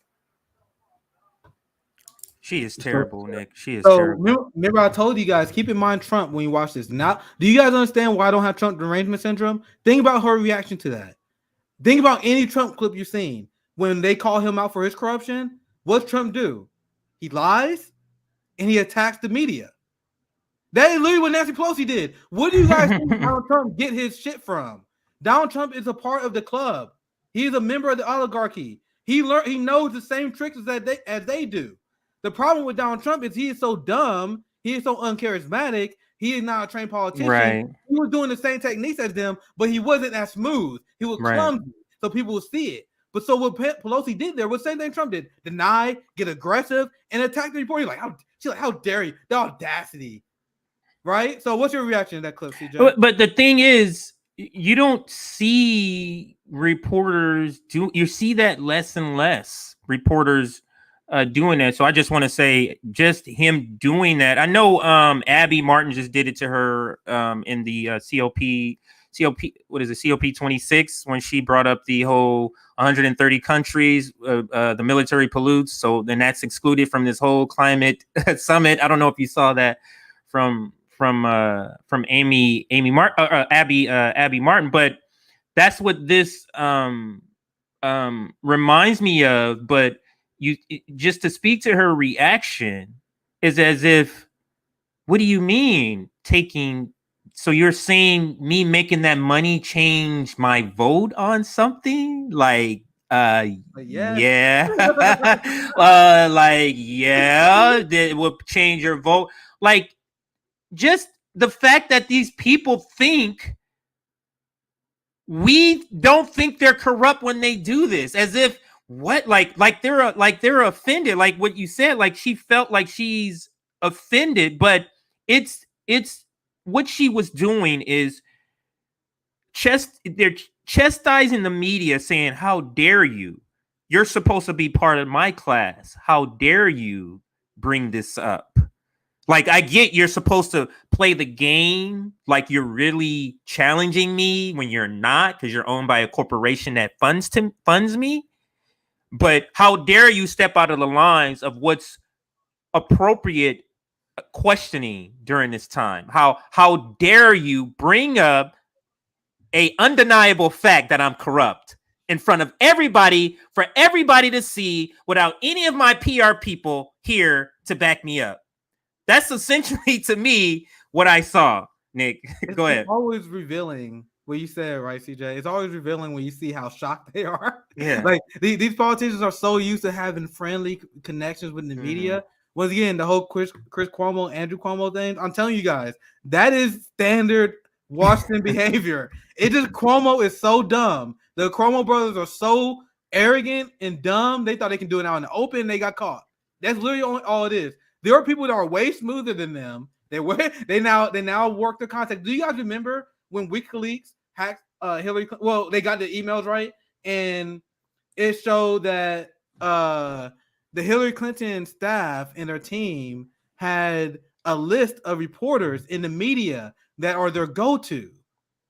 That was revealed in WikiLeaks. Mm-hmm. WikiLeaks released that, right? So it'll show that they, like, whenever something, I won't find that list. It's been a long time. And nobody says nothing about it. Like, are some of those reporters still working? Are some of those? I'm gonna see if I can find the receipt for you guys. But I've been covering this. But my point is, this is standard operating procedure. So that's why the Cuomo story doesn't surprise me. And also, do you guys remember when Biden and their administration, and this is standard procedure as well, that Trump did, to be fair, Barack Obama did, to be fair, they have reporters, and in order for them to ask questions to the president, they have to have their questions screened. What? What?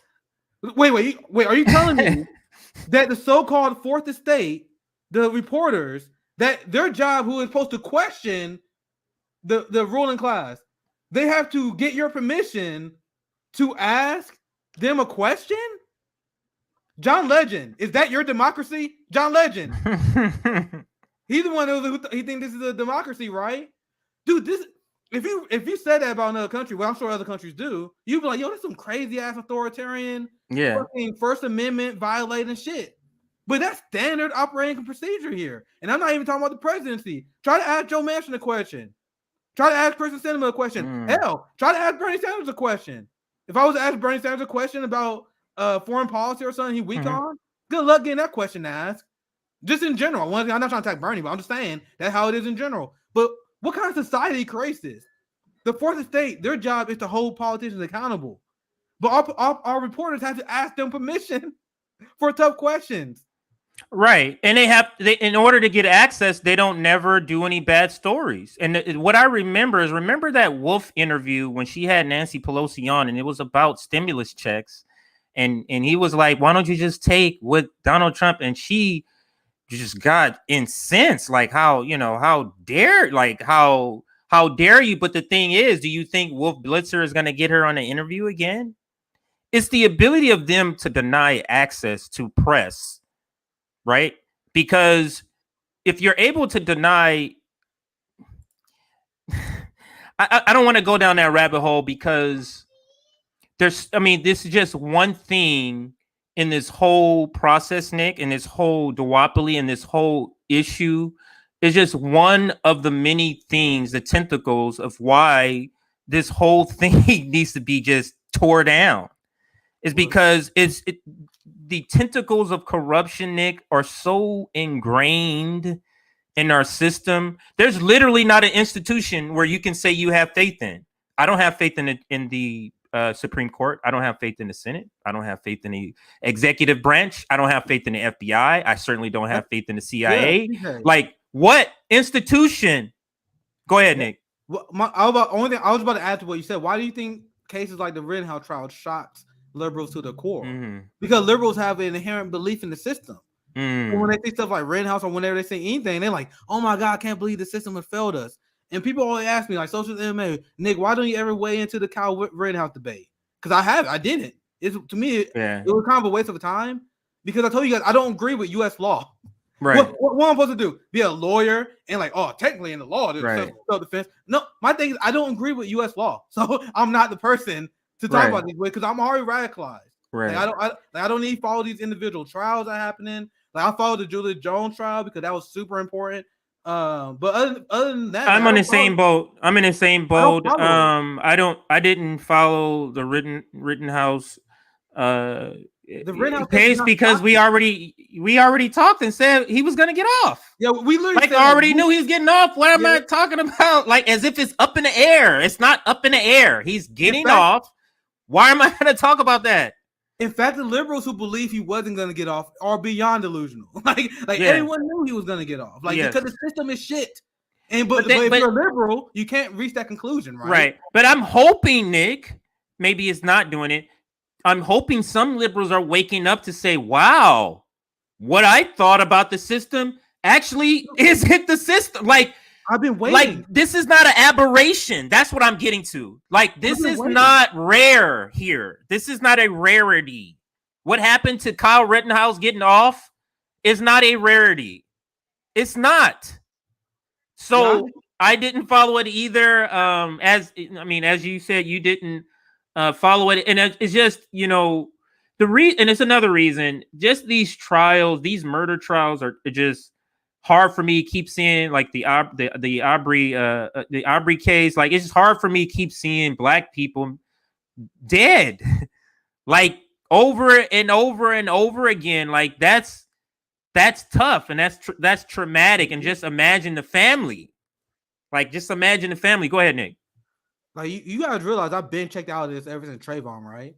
Like I legitimately was scrolling through Twitter and I was seeing people follow the Rittenhouse trial, which I get it. I get it. But I'm like, how many times you guys got through this? Like after Trayvon, I was done relying on the system getting community justice. That was like one of the first things that playing off my seat was like, all right, this system is fucking bullshit. I was like 19, 20 at the time when that happened. I'm like, all right, I'm done. This system doesn't work for us. But you said that you will hope that liberals will see what happened with Rittenhouse and they become radicalized. But I'm waiting. Like we keep seeing examples of this shit. Like Breonna Taylor didn't get her justice. Breonna Taylor was killed in her sleep, and there was no cops being punished for that. You would think that would be the case. That would radicalize everyone. It wasn't. You would think that Kyle Rittenhouse like, no, it's not. So like, I'm tired of following this shit. I'd rather highlight state violence or foreign policy, other stuff that other people not talking about. Everyone talking about Rittenhouse. Like, but bro, we already know where this is going. Like, if you guys think that U.S. law is going to accommodate leftists, you are delusional. This is why we call for revolution. You motherfuckers call for reforms in the system that need a revolution to be changed in. Right. That's the point of our message. So if you're calling for revolution, if you're calling for general strikes, you're already at the conclusion that you need the Rittenhouse case to teach you. So that's why people always like, bro, people hit me all the time like, bro, why you not talking about Rittenhouse? Like, bro, why would I? Because the conclusion you get on my show is exactly what you get if you follow the Rittenhouse trial. The system was bullshit. Even if you believe by U.S. law he did self-defense, I don't even agree with U.S. law. Because it's filled with extreme inconsistencies. Because the United States military killed insurgents for doing what Rittenhouse did. So if you are there as a counter protester to a movement, this is what we do. So we fund like fighters overseas, right? We fund people to fight our war for us. So if you're on the other side and you are like protesting against them, they consider you an insurgent and they can kill you. Those are the drone strike numbers we talk about. So that's our rules of engagement. But you see how the laws is there hypocrisy there? So we can kill people in other countries for being a counter-protesting insurgent, but Rittenhouse, that he got claimed for self-defense, even though he signed with the police state. So that analysis that will be tossed out by U.S. law because that's not how U.S. law works. I'm too radicalized to debate the merits of U.S. law, apparently, because I still to this day believe George Zimmerman was guilty, but under U.S. law, he's not. So it doesn't make sense to me to waste my time debating on some shit that's already broken me. I don't know. And one thing you said, people reform versus complete abolishment. this is a phrase. This is what comes to mind when people say reform. Think of it in terms like this. Would you say you want to reform a plantation? Like, can you reform slavery? You get what I'm saying? Like, you can't. It's just, like, there's no reforming a system. Like, can you reform, Nazism? Can you reform that? You can't. Like, the corruption is so deep, you can't reform it unless we're going to replace all 535 elected leaders at the same time and replace all 9 judges at the same time and replace all 50 governors at the same time and all state legislators at the same time. Then maybe a reform is possible. But absent of being able to change all those people at the same time, reform will only put us back on a trajectory where we're having to reform it again. That's the thing about reform, Nick. You got to reform and reform and reform and reform and reform. Go ahead, Nick. Let's talk about some theory here, because this is a deeply serious conversation talking about deeply serious people, right? So you guys want to know why reform doesn't work in this case? Because in order for reforms to work, you got to have proper channels of authority to go through. Mm-hmm. Now, this is theory about authoritarianism, right? So if you have a police reform, let's say, for example, body cams, because I cover this a lot. Body cams is a reform in order to keep the police in place, right? But in order to have an effective reform, you need established authority in order to implement the reform. But there was a case where a police officer shot some guy who was running from behind. He got away with it. The reason why he got away with it, because despite the family demanding that the body cam be released, the judge ordered that the police do not have to release the body cam. I remember that story, Nick. Yeah, we covered this on the show. Mm-hmm. But so what was the point of that body cam reform if the judge can rule that the police don't have to release it? And I've been watching this because no one else reported on police violence more than me. There's been many cases where the cops just throw the tapes out and they say it's not all right. Like we don't have to publish this. So this is in a nutshell why reforms fail. Because I agree with Cheese Sandwich here, by the way. Because I remember when body cams were first introduced, even abolitionists, even people who are in the streets, they were like, "Yo, this is a good reform." But you see how that reform failed, because that reform needs an established authority that can implement it. But the authority over the police will always be the criminal justice system. Mm-hmm. And how do you climb the criminal justice system? You get to know the police. The judge know the police. The prosecutors know the police. Hell, the prosecutor you work under may be your cousin. They're not like this kind of nepotism is not or dating or seeing each other or best friends, like this interrelationships they have. Go ahead. And there are a lot of whistleblowers that come out, like the famous whistleblower that talk about the Baltimore police. That they explain he explained the system is broken because not only do you have like family relationships on different hierarchical levels of police, but when you have people that are supposed to be the check on them, like the judicial system, a lot of times in order to get like the DA position, in order to get like the prosecutor positions, in order to get the judge position, you work through as a cop, you know these people, you got family people to know people. So you even if you're not trying to be corrupt, there's that natural human instinct. Mm-hmm. They are corrupt, by the way, but there's also that natural human instinct to defend and have the back of people you know. So that's why you can't reform this system, because the system is intertwined together with nepotism. So we explained earlier how, and I found the receipt. I think this is a smooth transition, right? So how can we reform the system? Because I was talking about how Hillary Clinton. I want to show you guys this clip here, right? Sorry, this is what I was talking about earlier. Because I was trying to find it, and you know what's actually scary? Like, and I remember someone was talking about this before, but you know how it's actually really hard to find WikiLeaks stuff now. I wonder why. Like, I remember in 2016, bro, you can find these motherfuckers everywhere. I literally was looking for this article, and I literally had to change my keywords a few times just to find this Intercept article from Glenn Greenwald talking about this. Like, I had a hard time finding this, and I'm like, holy shit, bro. How long until this actually scrubbed up the internet? Anyway, that's a whole different point. I just want to highlight that. That's why it took me so long to find this. No, anyway. But I mean, I'm just saying, the framers in the Constitution, I just can't fathom they could ever have thought the relationship that our press and our politicians have now. Like the coziness that they have. They literally go to these dinner parties together. They go to the same school. Let's start there. All of them are, not all of them, but the majority of them are from these Ivy Leagues, from the Harvards, from the Yales, from the Cornells, from all, from these schools, from the Vanderbilts. So they go to school together. Go ahead. No, I saw you going to say something. Go ahead. No, I haven't read this in years, guys. I think I read this in like 2016. But dude, like reading it again is still crazy. Like they got like listen to this. I'll skim this. 1 January 2015 strategy document designed to plant stories on Clinton's decision-making process about whether to run for president. So they have this thing where they play stories. You have Maggie Haberman from Politico. They have reports from New York Times. I'm trying to find, like, once again, we're looking for this. I think Maggie Haberman is from the New York Times. I remember. Oh, so they were saying that she's then with Politico. I think she's. Oh, gotcha. I think she's New York Times now. I think she's then. At that time, gotcha. But this is how they plant stories in the media. Mhm. I wonder if they cover. Oh, this is what I'm looking for. This is why. This is it. I need to say this. I need to tweet this out. So I was trying to find this. So this is the list of all the people they had in media, and these are giant names. Rachel Maddow, Chris Matthews. She just went on a Rachel Maddow show the other day, Nick, last week. Go ahead.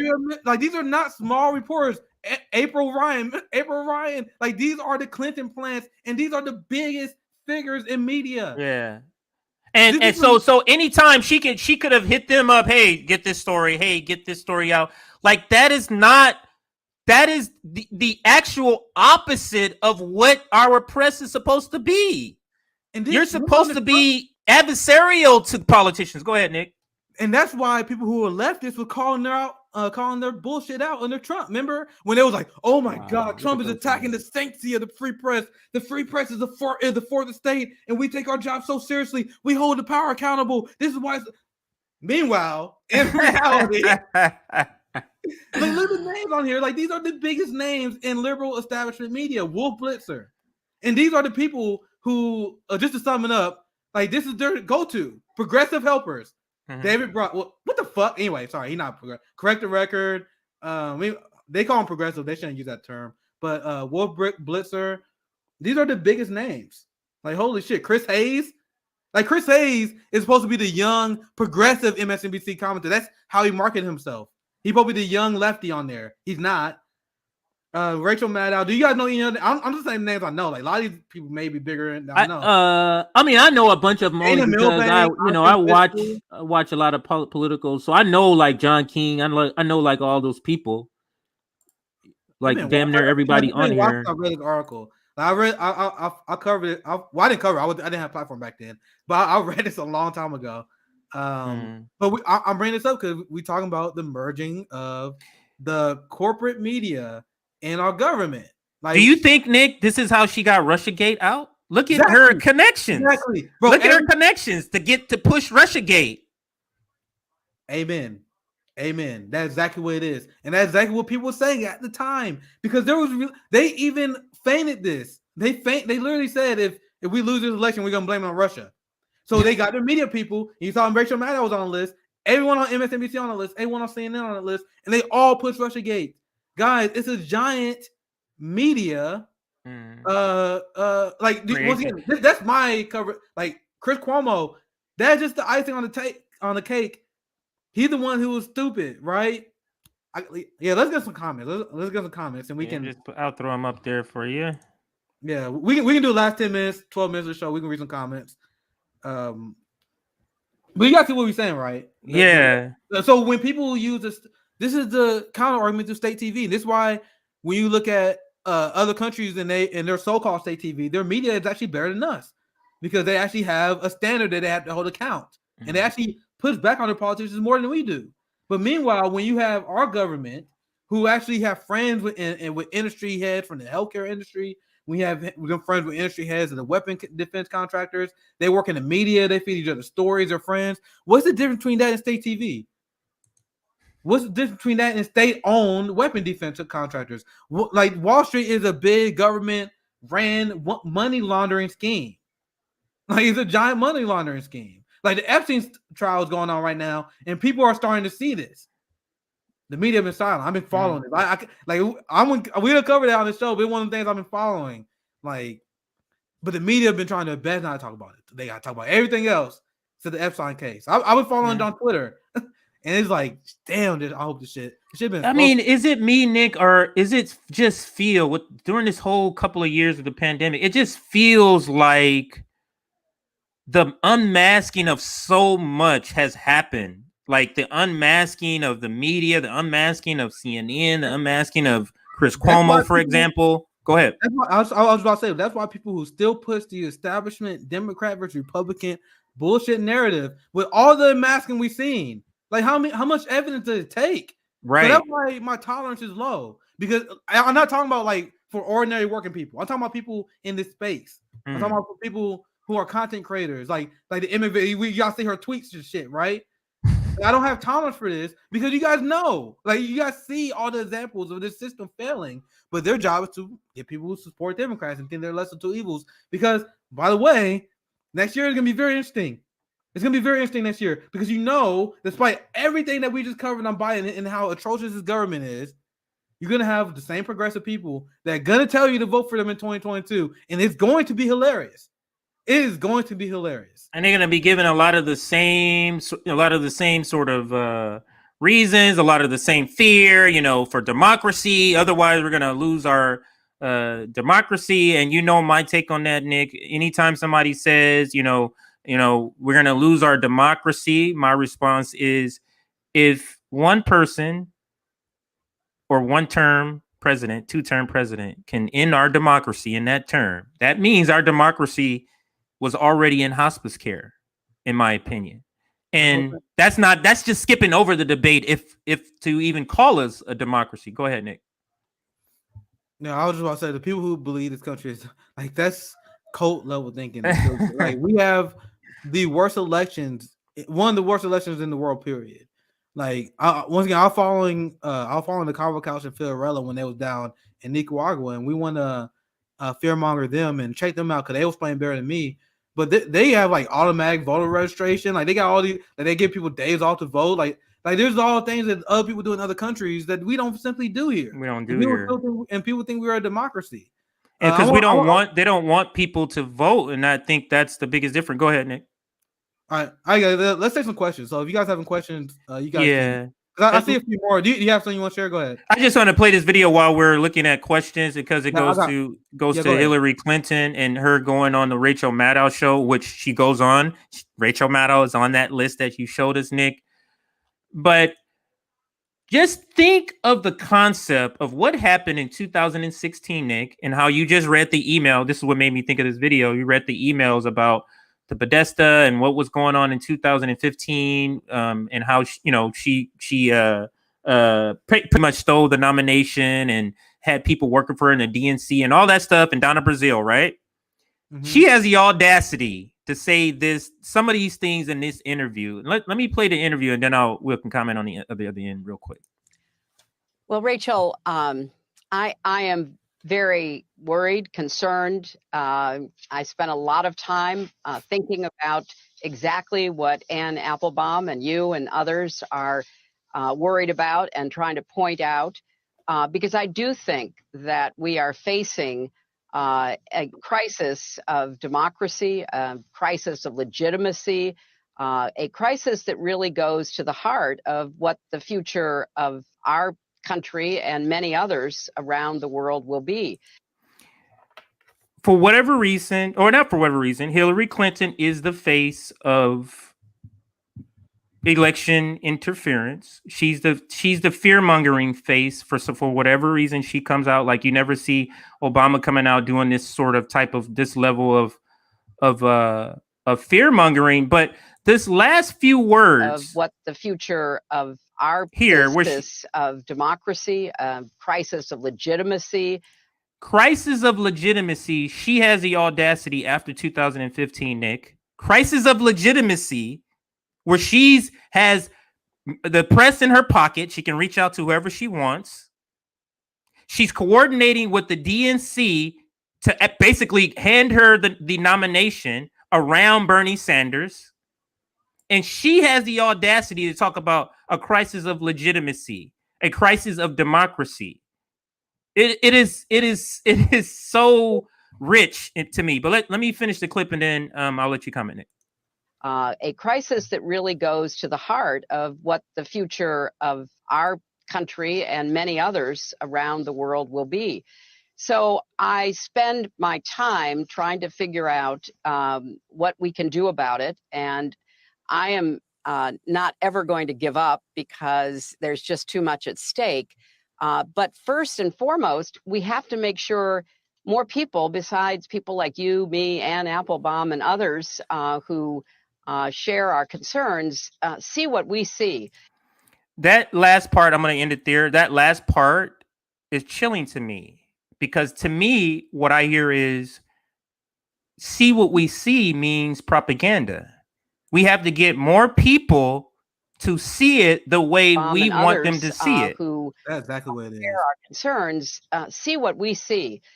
Because so that to me that's chilling. I'll stop it there because it's a longer video, but that is the point that I wanted to make about her. One, I mean, she goes right on the show of the first person you named on that list, Nick, Rachel Maddow, and she goes on her show anytime she wants to come in and talk about Donald Trump, about election integrity. And again, it's rich considering what you did in 2015 with the DNC.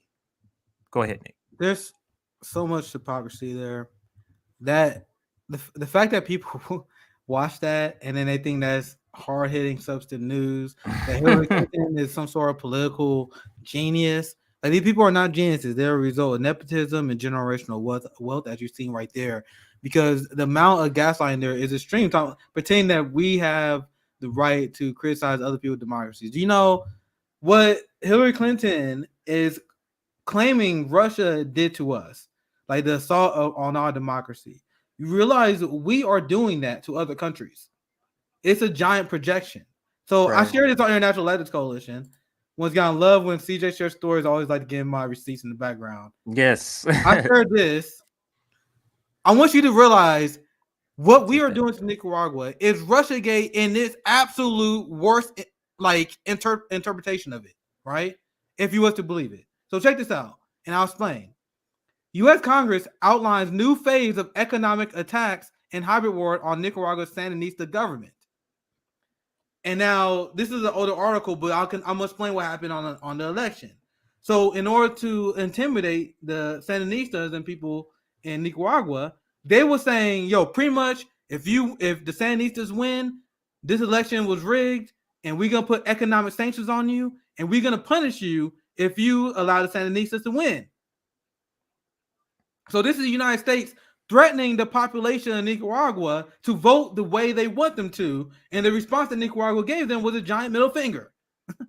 There was Facebook pages and Instagram pages of people, the Sandinistas on the ground, that was debunking U.S. talking points. Like there was like the U.S. corporate news would black out the election, and then they would flat out lie about it. They were saying, there's armed security guards intimidating Sandinista opponents at the polls. And then you had people like Fiorella. You had a lot of people that are on the ground, Ben Norton from the gray zone. They were taking pictures. They was like, bro, we were literally at the polling station. Is there no one here intimidating? So I use that as an example because they were praying blatant lies, and we needed independent media to debunk them. They were pulling Facebook pages, and now, despite all that, the United States government threatened them with sanctions. And now they are continuing to sanction Nicaragua because they didn't vote the way they wanted them to.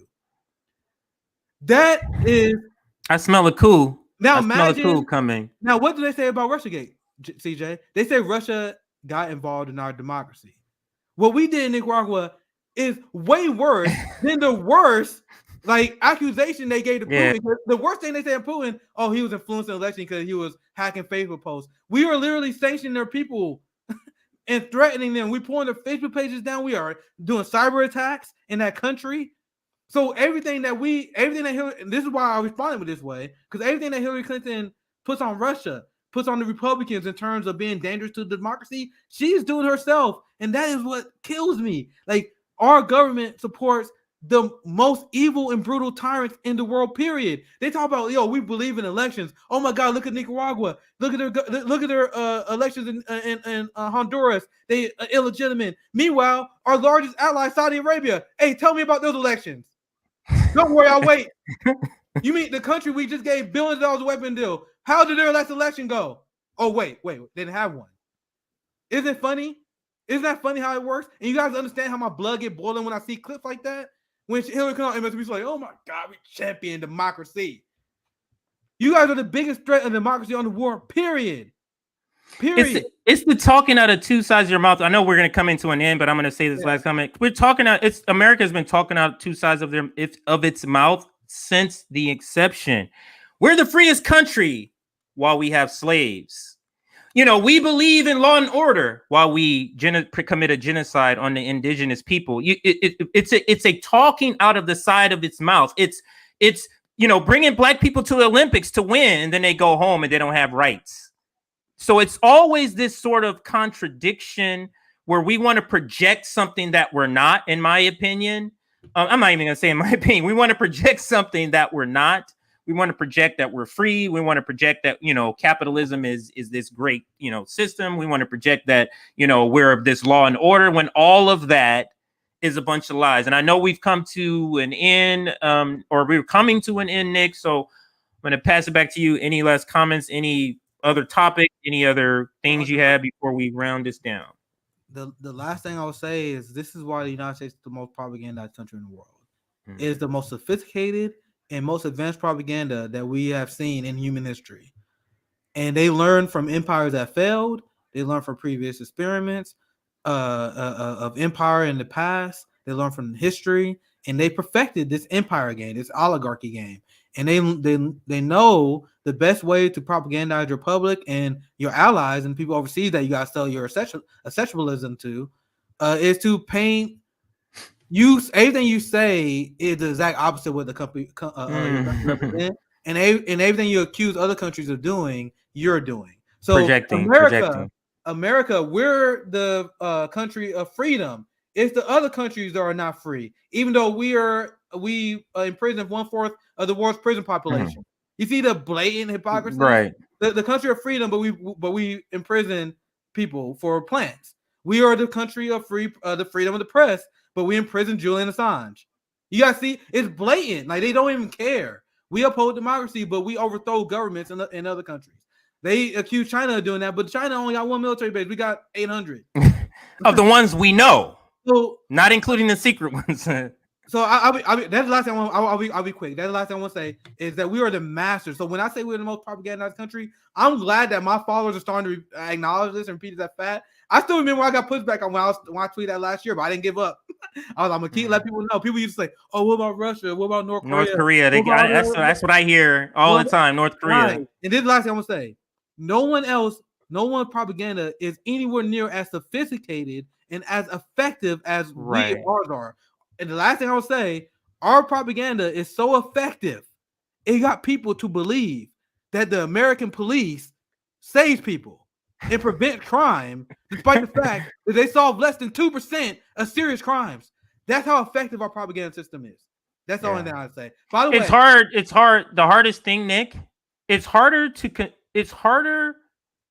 propagandize people, to get people to understand they've been propagandized. That's harder to do. To get people to understand you've been fooled, that's harder than to fool people. Easy. Yep. So that's the situation we're in. That's why we do what we do, Nick, or one of the reasons why we do what we do. We're signing off, but I also want to shout out, make sure I'm doing a fundraiser birthday live stream this Wednesday, 3 p.m. It's raising money for families in Watts, the Jordan Down projects. I'm going to just go to the projects and just go to, families, a bunch of families, and buy some gift cards with any of the money that we're raising. And hopefully the goal is $1,000, and that'll give about $20 $50 gift cards. And showing up to somebody that lives in a project, Nick's $50, you don't understand. $50 will go a lot of like $50 would damn near they may be able to buy their kids gifts. You know what I mean? Like they'll go to a dollar store and buy a bunch of gifts for their kids. So $50 may not be a lot of money to some people, but that's a lot of money to other people. So make sure you tune in. If you can't tune in, make sure you donate. Mutual Aid Forever. I lucked out and got that name, Nick. Mutual Aid Forever on Venmo or a Cash App. It's the same thing. Mutual Aid Forever. And tune in this Wednesday. So that's what I just wanted to make sure I got in. Go ahead, Nick. I just a quick announcement. No International Leftist Coalition this week on Tuesday. We'll return next Tuesday to discuss about the sanctions going on in Afghanistan and vaccine apartheid in Africa. But we got a panel we're planning on Cream channel on BetBeat Media on Wednesday. I think me, Zinkus, Peter Beatty, and Cream Batesh. Instead of International Legends on Tuesday on this channel, we're gonna do it on BetBeat, a version of that on Wednesday. And other than that, so no International Legends tomorrow. But CJ got stuff going on Wednesday, and we got a roundtable on Thursday. And I'm actually planning. We're planning a few more programs for you guys on Revolutionary Blackout. So yes, make sure you subscribe. We got a lot of great announcements coming up soon. And we are temporarily demonetized while we're doing the transition, changing the structure here. So the best way to support us is, as you see the slider, do it independently, individually. Is the best way to do it. So donate to Freedom Fighters, Finney and Mutual Aid Group. Donate to Tour for the Poor. Donate for JB GoFundMe. Support us individually as citizen journalists at our Cash Apps. That's the best way to support us until we get our monetization back. And we are going to relaunch our PayPal and our Patreon here soon. and our website because people keep hitting me up about our website. We had to do a lot of restructuring, so there are a lot of things that are changing here. So until then, if you want support, the best way to do it is support your favorite host. That's best. That's why I would tell you guys to do. But anyway, we appreciate the support and love. And CJ, any last words? I'm done. No, I'm just gonna put up this flyer signing off. That's the flyer to the event this Wednesday. Trying to raise $1,000. That's the target. These are the mutual aid, Venmo and Cash App, and then the graphic for it. That's all I got, Nick. So we're gonna be signing off. Thank you, everybody who watch, everybody who comment. Thank you for your support. Make sure you like this video. Make sure you share this video. Make sure you subscribe, and make sure you stay in community and participate in your community. Reach out to your comrades, check on to your comrades, talk about mutual aid, find out if your comrades need help. These types of things. Let's build this community. That's all I got, Nick. So let's go ahead and sign off unless you got something else, Nick. No, I'm good. Thank you everyone for watching. Share with a friend. Revolutionary Blackout. Sign out. Take care, guys.